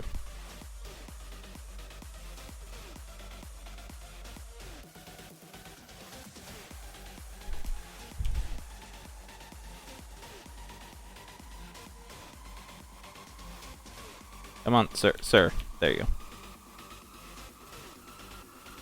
Yeah. If you guys want Jade to help you out with obtaining Paladin Recruit. 3494. If you guys want Jade's help in obtaining Paladin Recruit.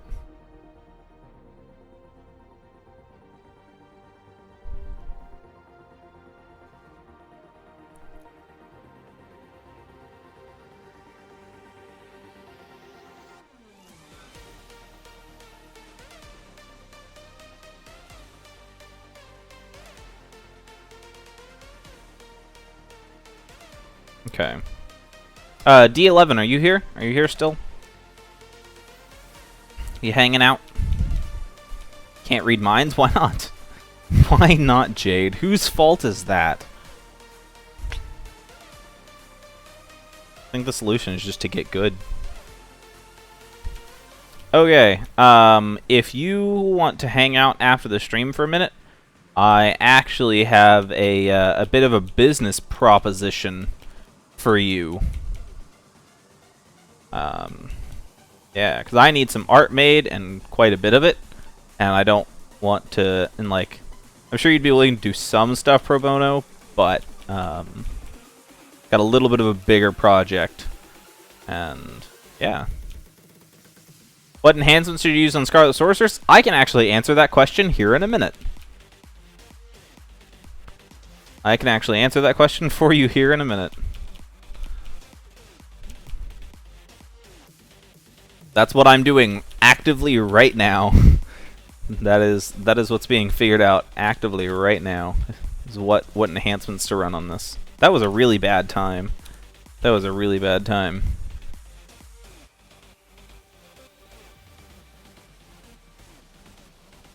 That was like a full 8 seconds. That was like 12 seconds slower than my last time. I don't know what happened there, but whatever.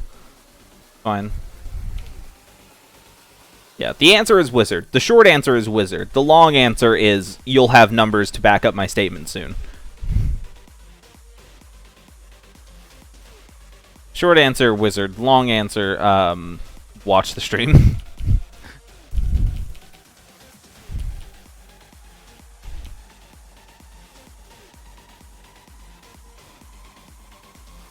How much Legion tokens? I'd probably have about 4K. 4 to 5K, kind of depending on how much you want. If you guys want Legion Doom Knight and the Darkcaster and the new items and some other stuff, then 5K, 5 to 6K. If you guys just want like Legion Doom Knight and some of the rare items, then like 3 to 4K. But it really kind of depends on what you want. I'd say for each armor set that you want, go up about 2K. For each armor set you want, go up about 2K. Is what I would recommend.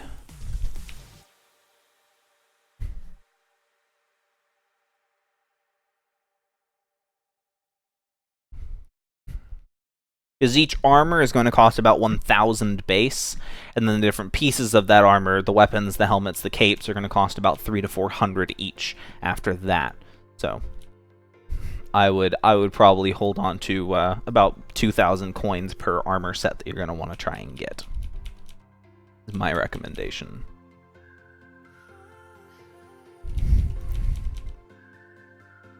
My only issue with using Bright Fortress is that these drop so many mirror tokens. I have so many mirror tokens.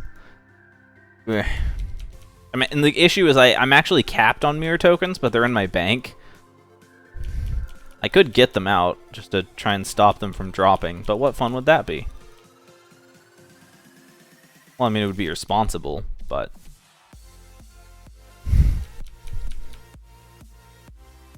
Okay. Ooh, that was a nice one. Okay. So, 33.67.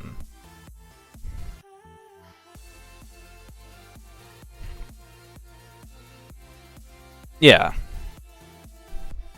I'm basically only going for any rare... I'm basically only going for, Legion Doom Knight and maybe an item or two. Like, I'm not going for a lot, so I'm only going to get, like, 4k Legion tokens. But if you guys want to get a whole bunch of stuff, yeah, I'd recommend, like, 6k. I'm not trying to buy everything, though, so I'm going to get a little bit less than most people probably will. Okay, it's fine. We got there.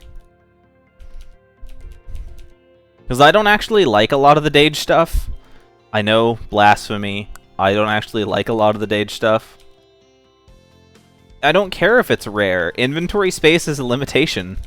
Inventory space is a limiter. I don't want an item just because it's rare. I want an item because I enjoy it.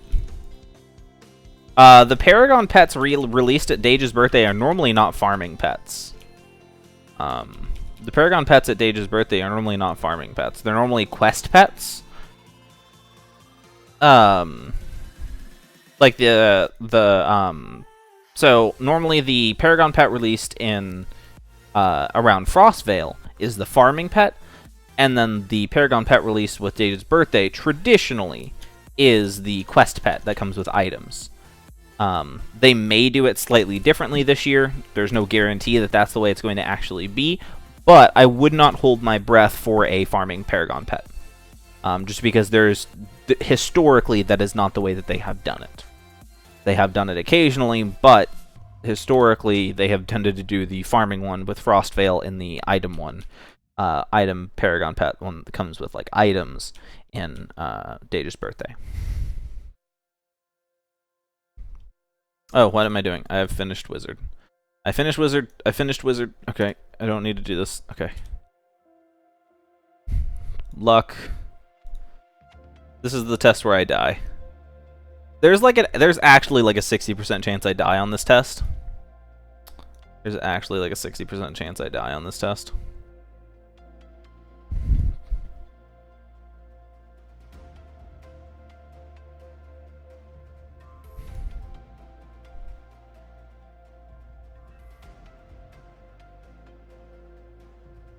Okay, there we go.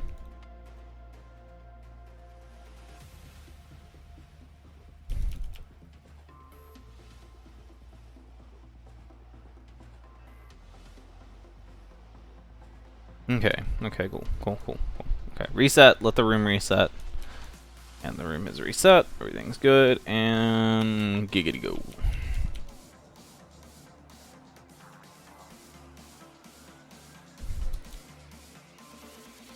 Boop. Boop. So many tokens. So many tokens.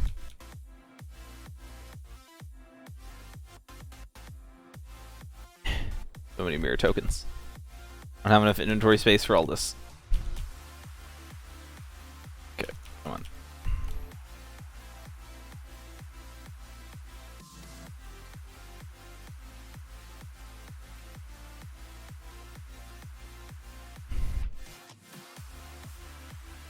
Nope. Okay, there we go. So, full luck.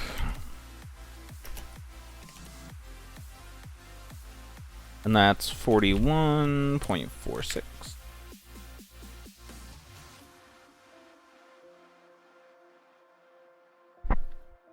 What? What's going on in here? Okay, stuff.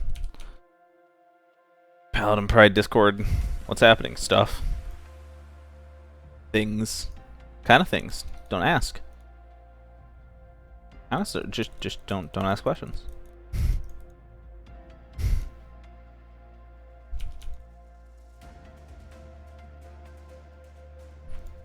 Okay. And let's fully stack, get back to full stacks, and then we'll get going on the next test. Boop. The next run, rather.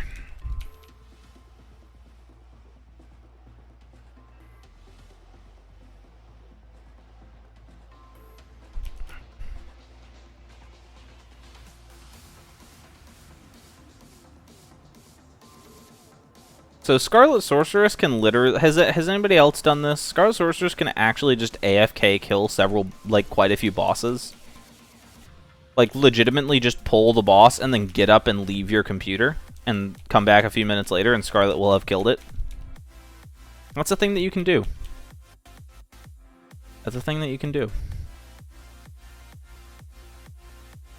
I do that from time to time. Like, oh man, I need to farm this boss to finish this quest, but I also don't really want to play the game right now. Okay, I'll go get a drink of water, aggro the boss with Scarlet, leave, come back. Scarlet kills it.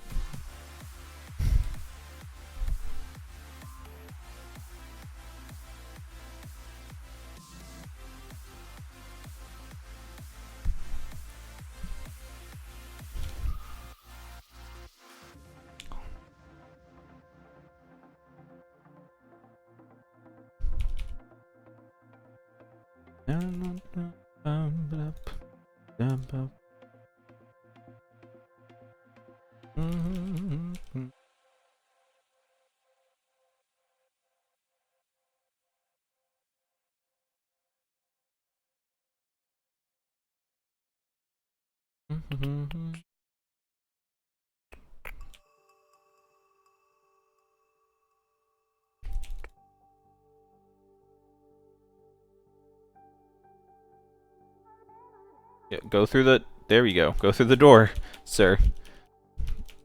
Okay, and pause. And accept. Okay, and 39.44. Why is a name change $10? I have no idea. As somebody who had to purchase a name change, it hurts. It does. It's unfun. As somebody who purchased a name change, it sucks. And personally attest.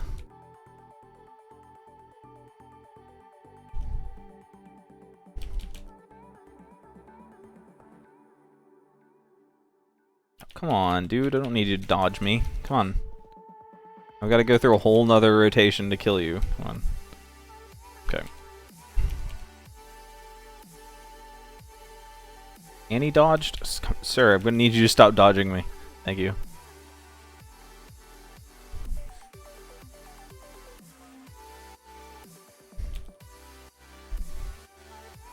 And... come on. Okay. Pause.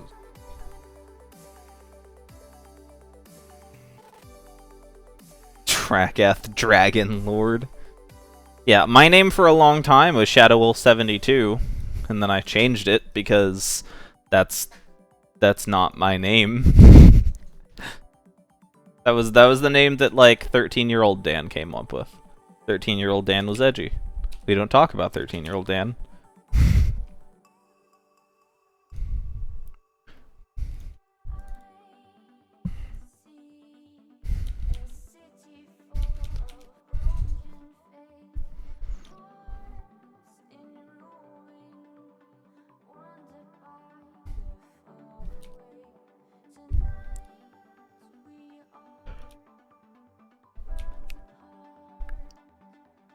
Actually, it was more like 10-year-old Dan who came up with that name.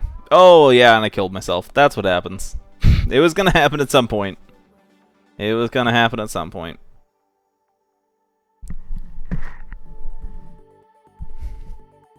It was gonna happen at some point. Killed myself.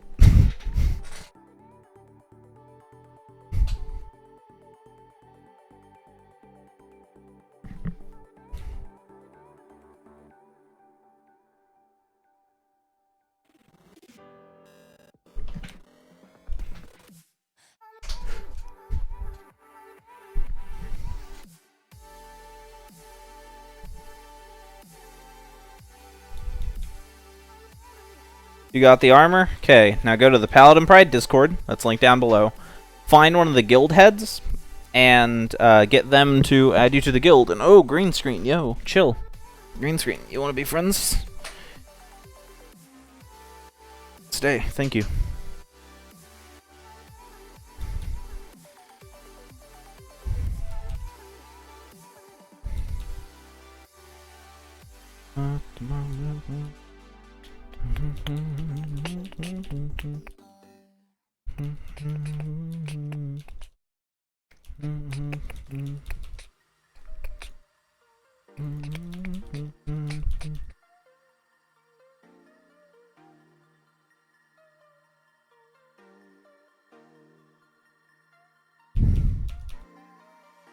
Pause. Okay, that was a better time. That was a better time. 33.47. And this is why I'm not a fan of luck on Scarlet Sorceress. My times varied from 30 seconds to 48 seconds. And they did that, like, my runs on average were slower. My average runtime is going to be somewhere around 40 seconds, whereas my average runtime on Wizard is going to be somewhere around 35. And my spread between my high and low is a lot bigger than on full Wizard. Your survivability is a lot lower, and I haven't done the survivability test, that I'll get to the survivability test, but you're a lot less survivable, and that's kind of the that is my issue with full luck. Armor for Paladin Pride. People joining Paladin Pride.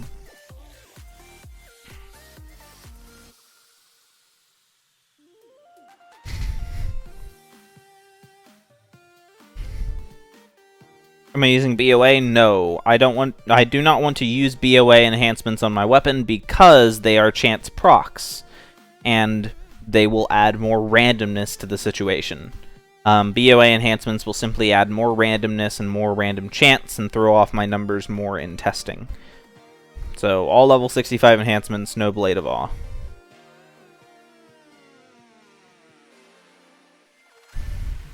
The name of the game here is Reduction of Variables.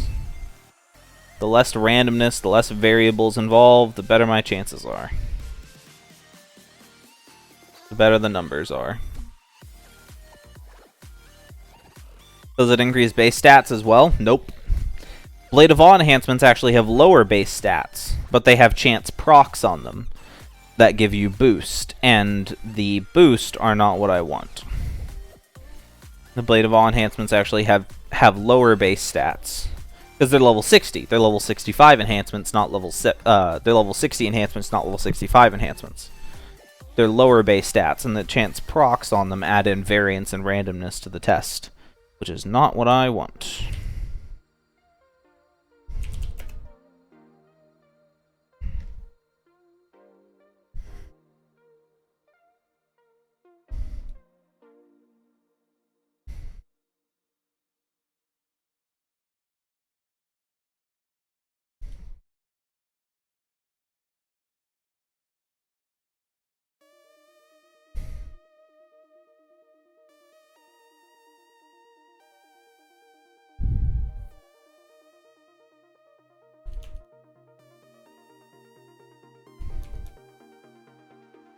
Okay. I was testing to see if I'm fully stacked. Okay.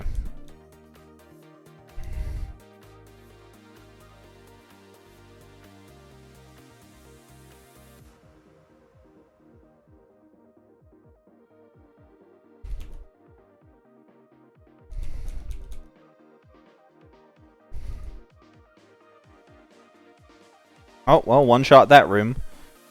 Move on. Next.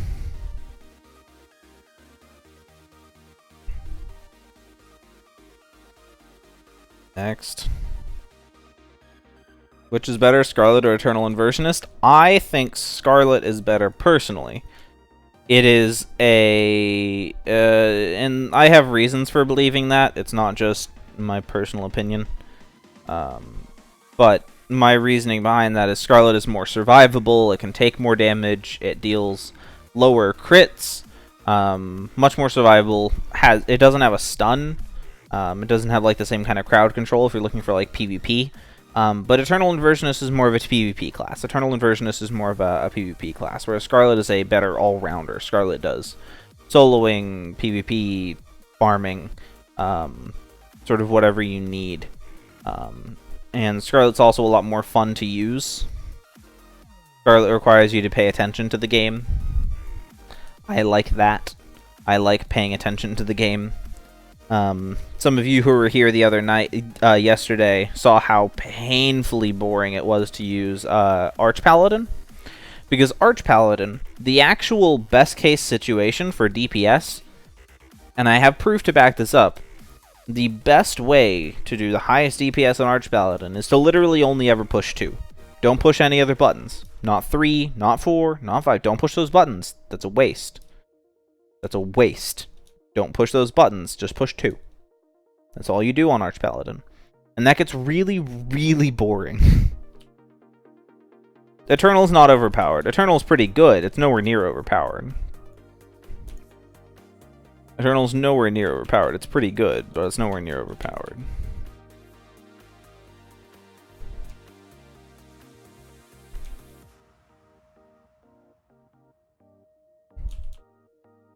You kill people in 2 hits? I mean, so can Scarlet. Like, I'm critting for 3, 4k right now. Like, I'm critting for 3 or 4k right now. And I have 3 heals. Like, so can Scarlet.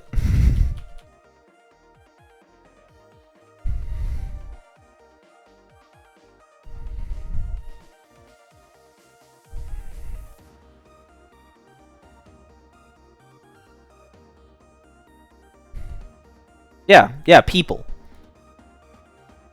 Vindicator, Eternal Inversionist isn't a stacking class?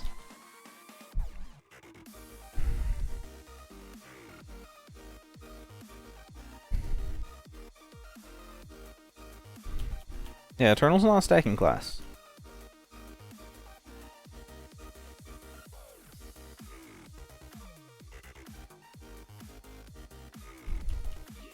It can stack, but its stacks are not like where its damage comes from. Like, Scarlet Sorceress without its stacks legit does nothing. Like, Scarlet without its stacks does like 8 damage. Scarlet with its stacks is crazy good. Eternal Inversionist is not that way. It's not like it has stacks, but it's not built around its stacks. It's not like Troll Spellsmith or Scarlet Sorceress. It's not a class designed for its built around its stacks.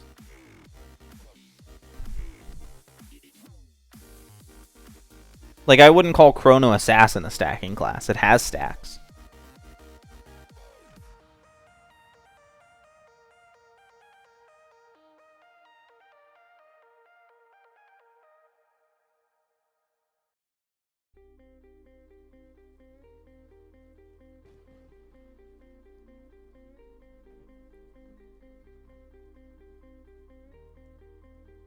Okay. So what do I do with the Paladin Recruit Armor? Go to the bottom link in the description to the Paladin Pride Discord. Go there, find one of the guild heads, or find somebody who can contact one of them, and they will invite you to the guild.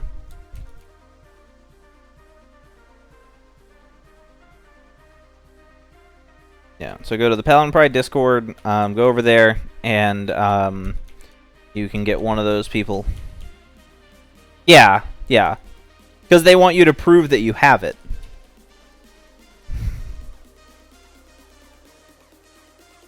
They want you to prove that you have it. There's also other requirements outside of Paladin Recruit. There is a level requirement that you need to be, I think it's level 35, and you need to have like a certain number of character page badges. Like, they will check your character page when you apply to the guild. Like, be aware of that. But there are other requirements outside of Paladin Recruit. But Paladin Recruit is just the most common one. That's the one that people tend to... that's the one people have the least. People very rarely have Paladin Recruit.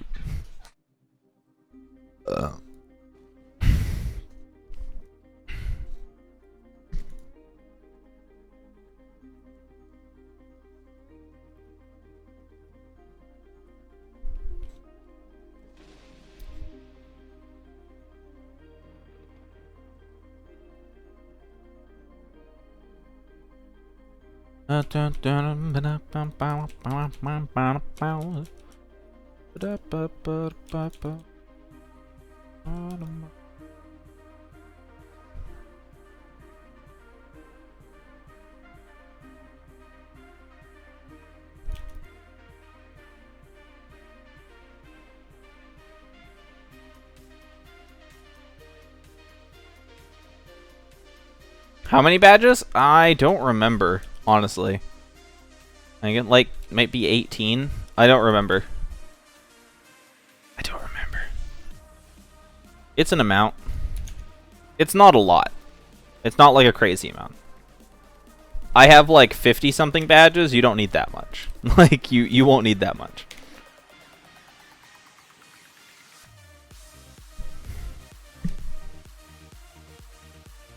I go a little bit overboard.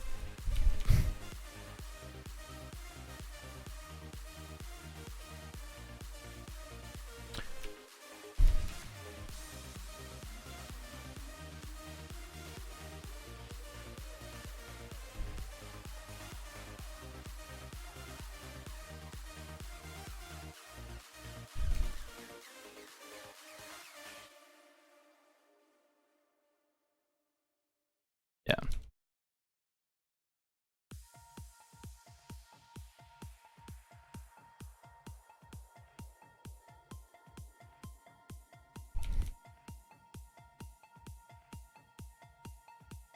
For those of you interested, Baylor is now in Paladin Pride. Baylor, Buller.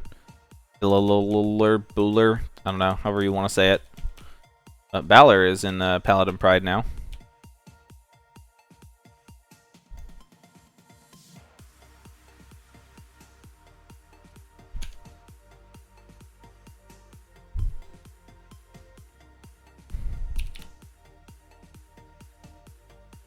Will people not look at that much? Will people not look that much at character pages after the server rewrite? I don't know. I don't see why they. I don't know why that would change. I don't know why that would change. Like, people don't look at character pages that much now. So like, I don't know what would change really. What are some good badges? Some good badges to get? I mean, there's some easy ones. I mean, look through the Book of Lore. Like, look through your Book of Lore. Like, Ultra Karanax, and a lot of these are badges. Like that. There's different badges for different stuff. You just kind of look through your Book of Lore. There's a whole bunch of badges in here. I don't have a few of these. I have most of them. Yeah, there's a few badges in here. I've got a few. Got just a few. I've just got a few. They still haven't changed the default art for these.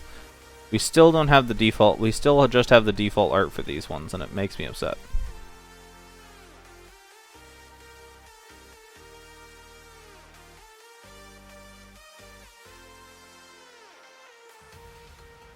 How do you kill Ultra Karanax? You punch him. You punch him right in his face. Punch him right in his stupid face.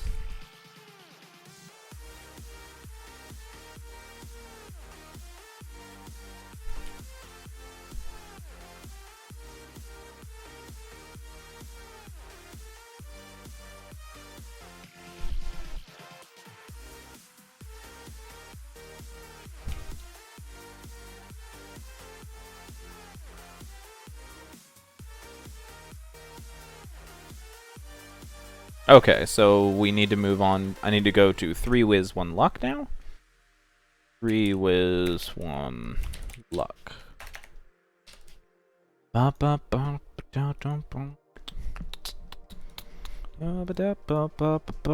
Bard is not the best support class. It's okay. It's not bad. Lightcaster's better. Lightcaster also is just a DPS class in its own right. Lightcaster is just a DPS class in its own right.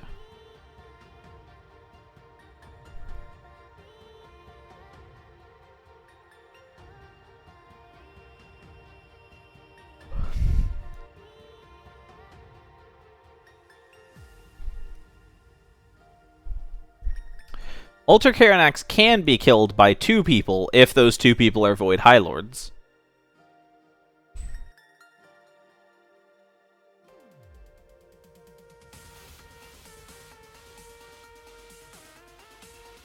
Okay, change my enhancements around. I'm gonna run out. I've been changing my enhancements so much. I'm gonna run out of gold. I'm gonna actually have to farm for gold because I changed my enhancements so much.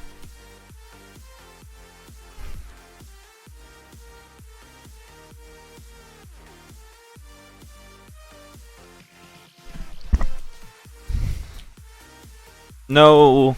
Well, so the reason that you need a lot of people to kill Ultra Karanax is because Ultra Karanax's laser beam thing does a fixed amount of damage that you cannot reduce. You cannot reduce how much damage it's doing with damage reduction. So 2 Void High Lords can kill it because they have a really high health pool. They just have a lot of health, so they can eat that damage. So the Void High Lords can eat that damage better than like 2 or 3 people can. That's why 2 Void High Lords can do it.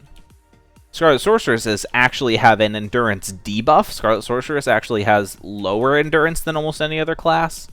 So Scarlet Sorceress is actually a really bad idea for Ultra Karanax.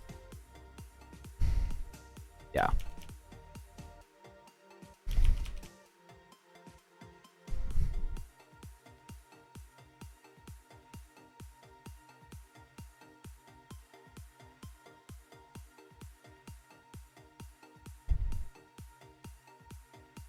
I mean, 5 Scarlet Sorceresses will do it. Like, 5 Scarlets will do it. But, yeah, just, like, 2 Void High Lords can do it because they just have so much HP.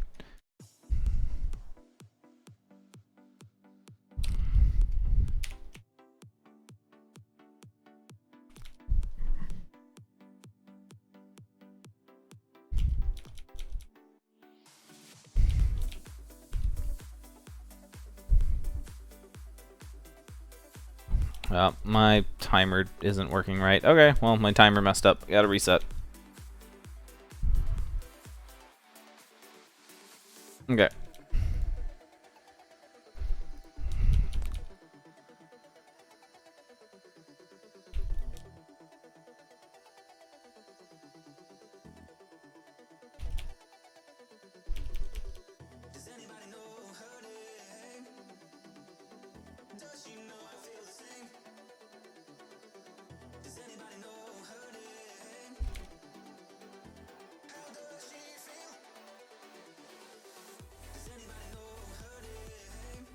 Okay. Oh, that didn't kill you? Come on, sir. There, I'm gonna need you. Really? You dodged my ability too? Well, that's gonna add like 5 seconds to the time of this run. Thanks, game.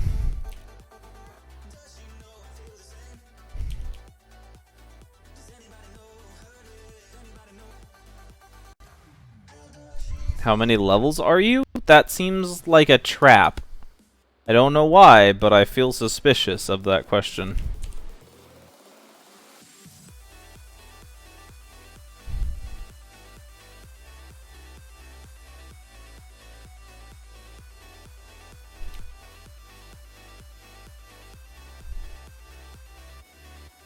Okay.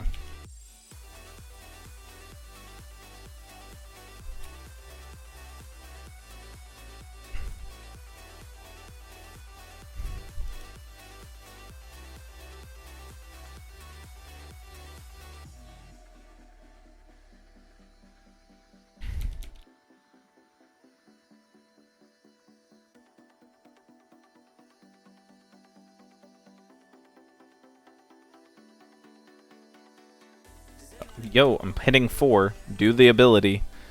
When I hit 4, I expect you to do the button game. Thanks. Appreciate it. There's an unwritten understanding here that when I push the button, you do the button. Okay. Do I watch any Corey plays? Not really. Not really. I used to watch some of his stuff. But not recently.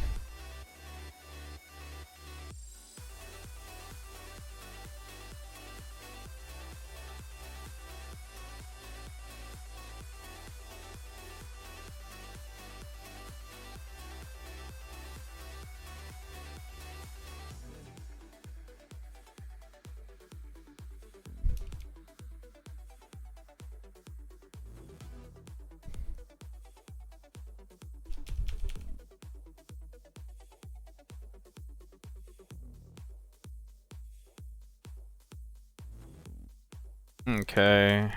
Next room. That went easy. Okay.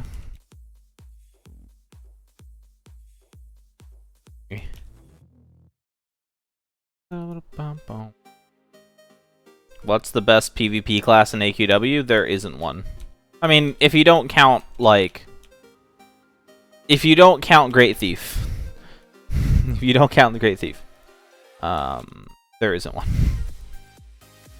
The easy answer, though, is Great Thief. The hard answer is, it's a rock, paper, scissors system. It's a rock, paper, scissors system. There's counter classes and classes that counter classes, and it's a rock, paper, scissors game. Just saying that one is the best is not really fair, but Great Thief is... it's not unreasonable to say that Great Thief is the best. That class gets 124% dodge chance. Yes, 124% dodge chance.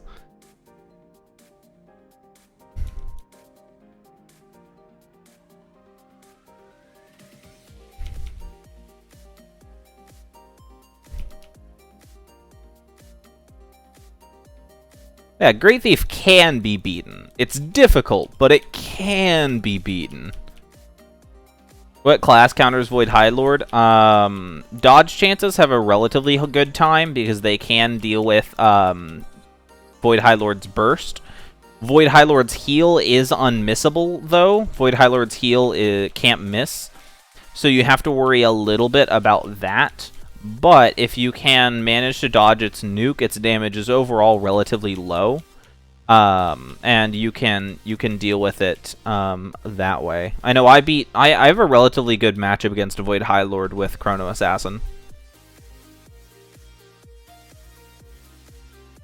As Chrono Assassin, I have a relatively good matchup with Void High Lord.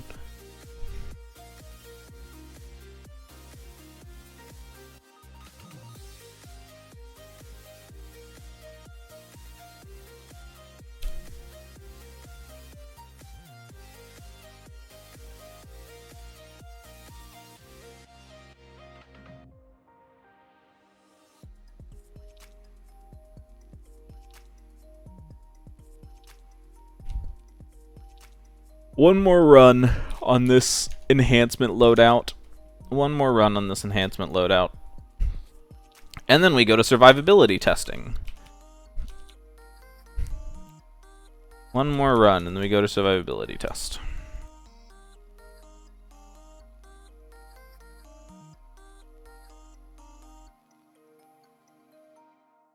Come on.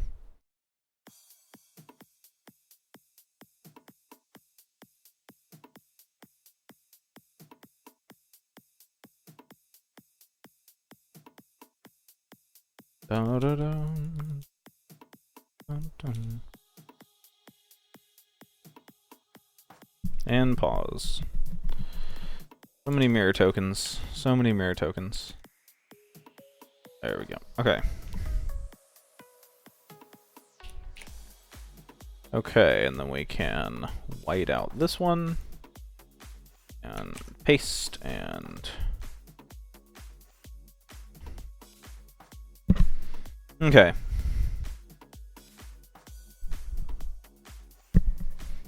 Okay, now we do durability.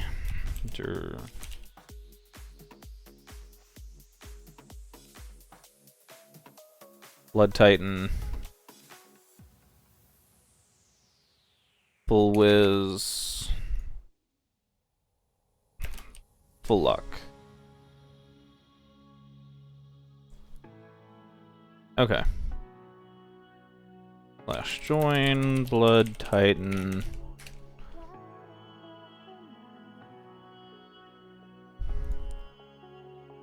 Enhancements. What enhancement am I using right now, actually? Okay, so I just need to change my weapon and I'm full whiz. Okay. And...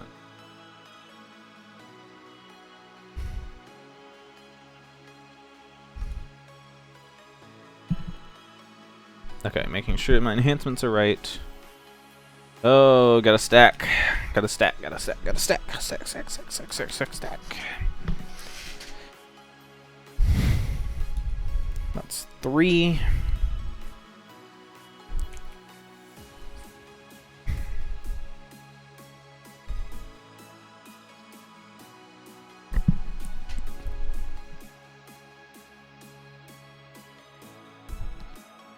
I mean, you're not wrong.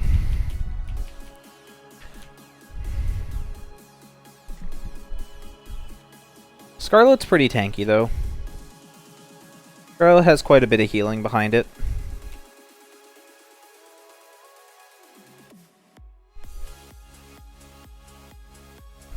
Same room number? No. Not the same room number.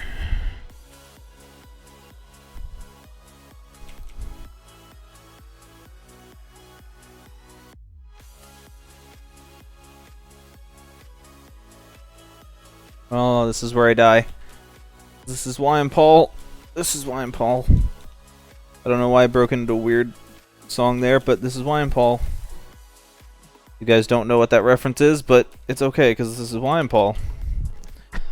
Why I'm Paul. This is why I'm Paul. Okay, back to good. We're back at good health. We're back at good health. Okay, fine. It's fine. Like, Scarlet's really tanky, actually. Like... as it turns out, the class with 3 different heals is pretty tanky. As it turns out, the class with 3 separate heals turns out to be pretty tanky. And this is where I die? Oh, not quite. Not today. Not today. This is where I die? No, not dead yet. That's surprising. Yeah, with Scarlet Sorceress, stability is key. There we go. With Scarlet, you favor consistency over damage. Yeah. So 1 minute and 46 seconds. Let's all keep in mind that Arch Paladin couldn't last that long. Let's all keep in mind Arch Paladin couldn't last that long. Scarlet Sorceress.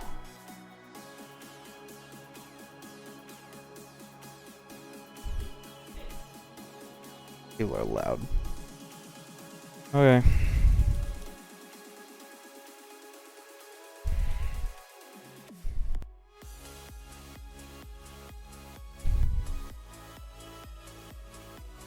Arch Paladin can only solo it if you're profoundly lucky. Arch Paladin needs to be profoundly lucky.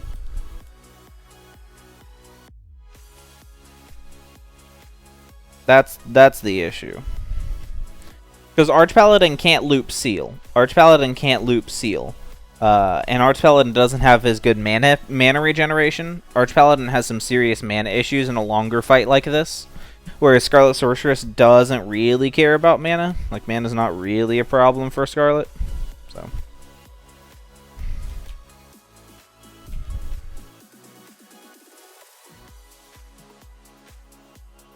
okay.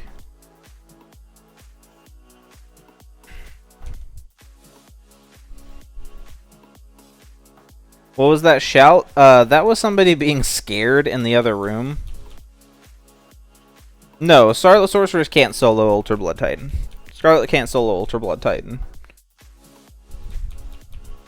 It is not quite that tanky. It's not quite on that level. It's very durable, but not quite that durable. Scarlet's not quite on that level.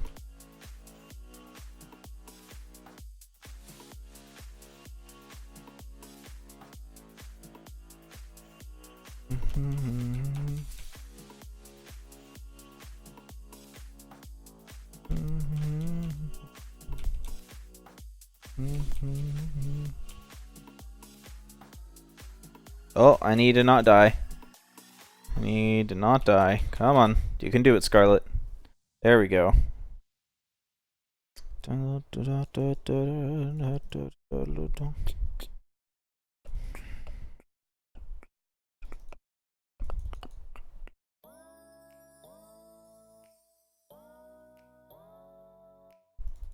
Oh, this is where I die. Yep, this is where I die. Oh, no. Okay, good. We got there. We got there. Everything's fine. Everything's fine.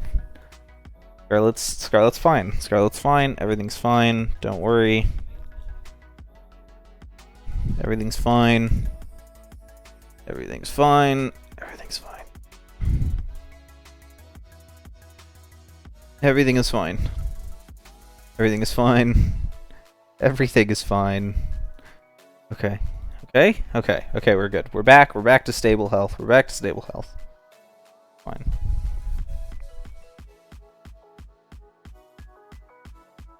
Everything is in fact fine. I don't know why you would think that it wouldn't be fine. Everything is fine. I don't know why you're worried. I'm not worried. You're worried. Everything is fine. By the way, we're up to 2.5 minutes. Just so you guys know. Against Ultra BT. Just in case you guys are worried. And there we go. 232.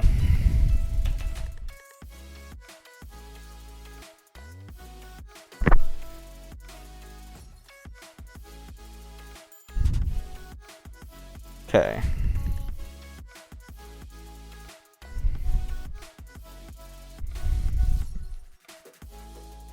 Okay.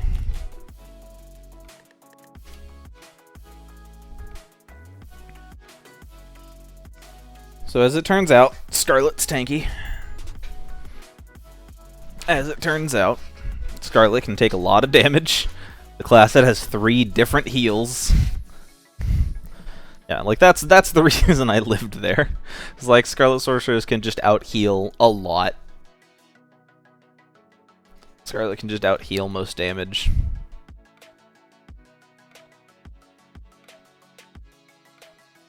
I mean, I also have 50% damage reduction. Having a 50% damage reduction isn't bad either.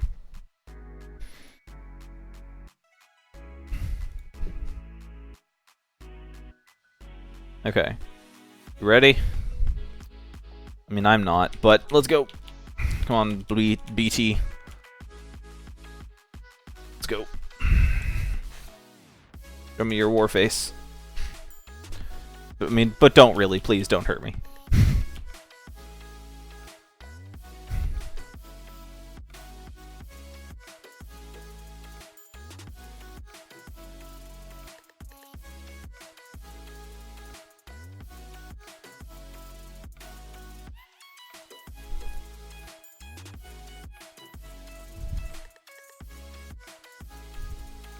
Oh no. Am I gonna die fast on this one? Please, please, please heal. Oh, why? Why didn't I heal? Why didn't I heal? My 2 didn't heal me. Come on. Whatever. My 2 didn't heal me. I mean, to be fair, the worst time we've had on Scarlet Sorceress is still as good as the best time on Arch Paladin.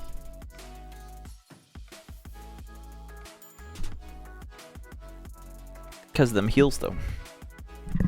That's mostly because Arch Paladin's heal is like a 22-second cooldown, whereas Scarlet Sorceress has 2 different heals on lower cooldowns and a heal on its auto attack. So just being able to heal whenever you take damage is nice, whereas Arch Paladin has to heal when it's almost about to die, which is a different thing than like being able to heal whenever you take damage to preemptively kind of keep yourself alive. Feels a lot nicer than Arch Paladin, where you have to let yourself get really low before you use your heal, or else you're wasting it and overhealing yourself, and it's not perfect system. It is not perfect system.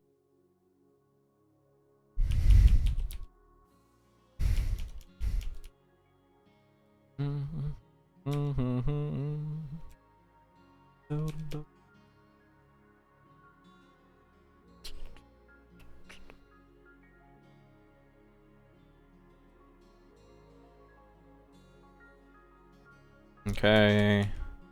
Overhealed myself a little bit there. Overhealed myself a little bit there.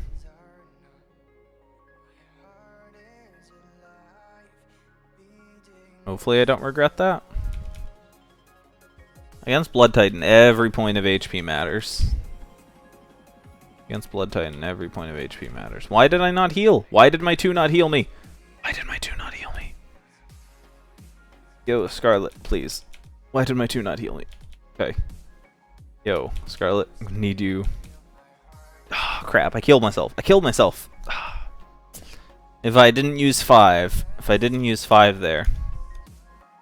I used my 5 to try and generate some extra mana so that I could use my heal, and I shouldn't have. Grr.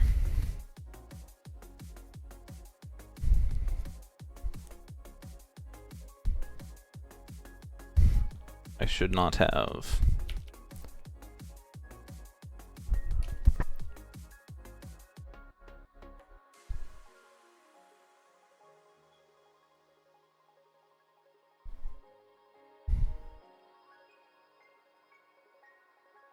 There.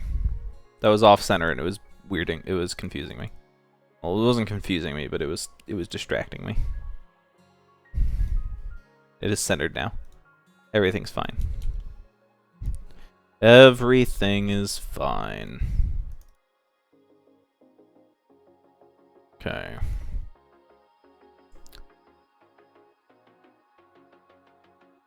Get in a little bit more, and then we'll go for it. No, go rest. Thank you. Rest. Heal. And punch.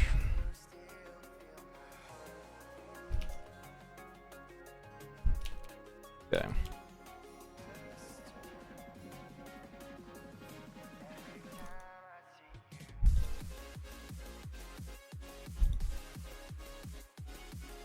Yeah, against Blood Titan, every point of HP matters.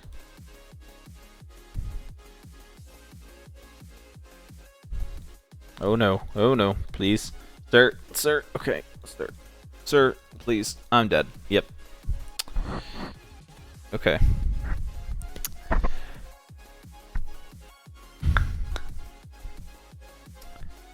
Yep. That was bad. Okay. We're gonna redo that one. Cause that was I messed up my timer. Like I hit lap on my timer instead of reset, and yeah, we're just gonna redo that one. We're just gonna redo that one. Gonna redo that one.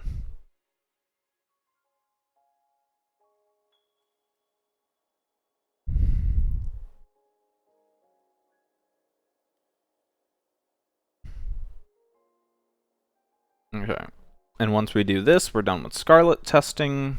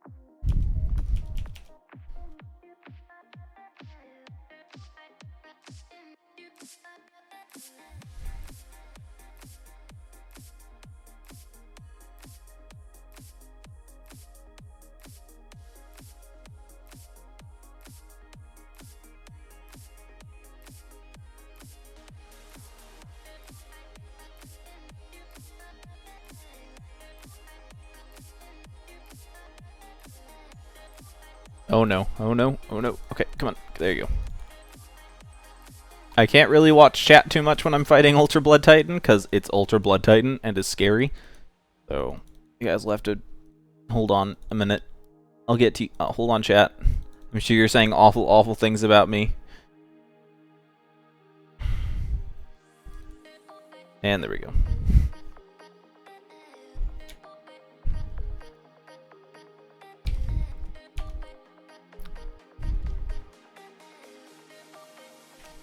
Okay.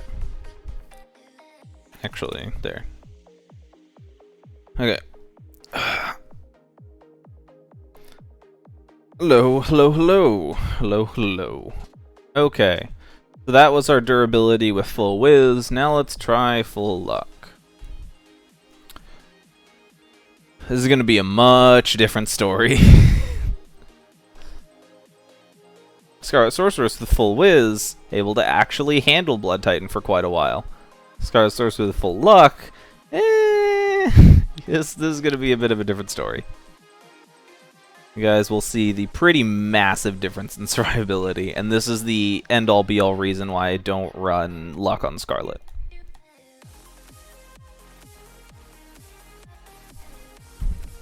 I need to plug my phone up. Okay. There, put my phone on the charger, reset the time, stack.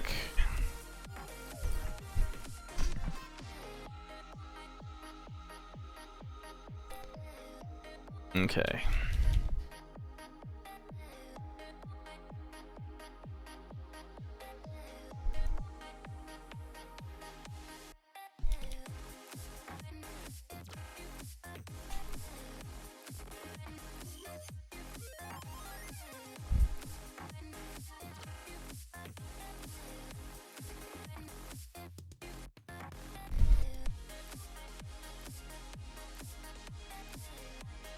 Okay, and ready, steady, fighty.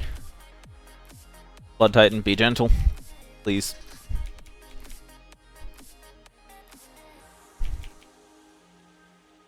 I'm gonna have to ask you to be gentle.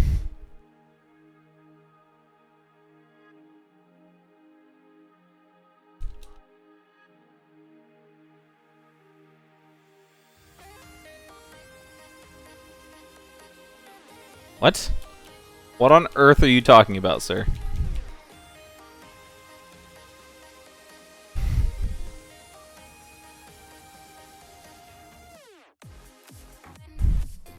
VHL is one of the tankiest classes in the entire game.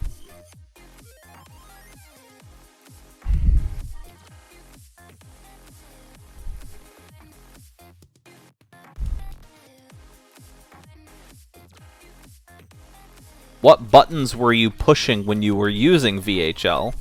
Because the proper way to use VHL is only push 2 and 3. Don't push anything else. Yeah, and you're not a whiz class, it's fighter.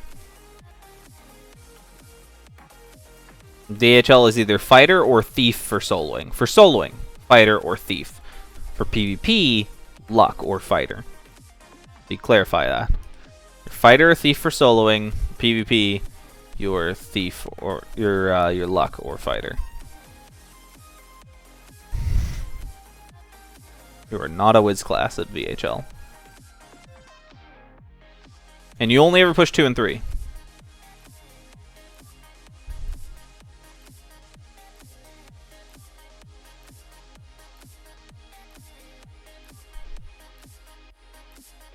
Only ever push 2 and 3 when soloing.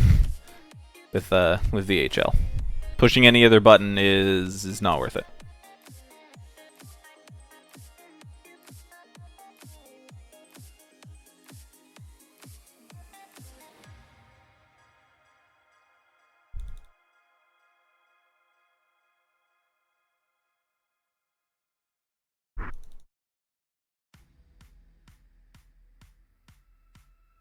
Blood Titan, please. Oh, come on, Blood Titan. Be friends. Let's be friends. Don't kill me, please.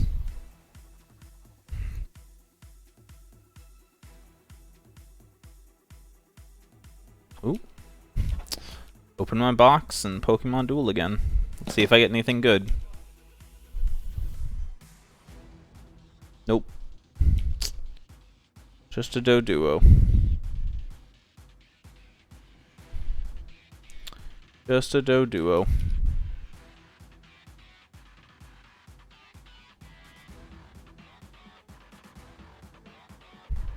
Well, there aren't many classes that use strength. That's more of an issue with balancing of enhancements. That's more to do with the fact that the enhancements are unbalanced. That wizard gives you high crit multiplier, high haste, high damage, all for one enhancement. That's kind of the issue. That's primarily the issue. There's not many fighter-based classes is one of the big things. There's not many good fighter-based classes, and there's not a lot of reason to make a class based around fighter because, unfortunately, the fighter enhancement doesn't really bring anything to the table outside of raw HP. That really the only thing that the fighter enhancement is good for is the raw HP stat, just the straight-up endurance. Outside of that, there's really not a lot of reason to use fighter because other just enhancements do it better. Yeah?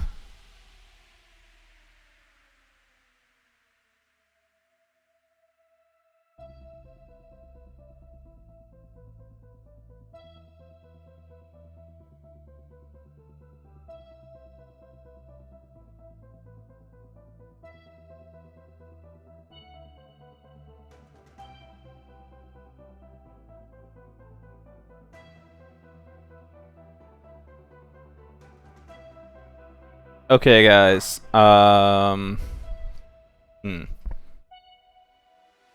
Okay, give me a minute. I'm gonna run to the restroom, refill my water. I've got to help somebody in the house real quick.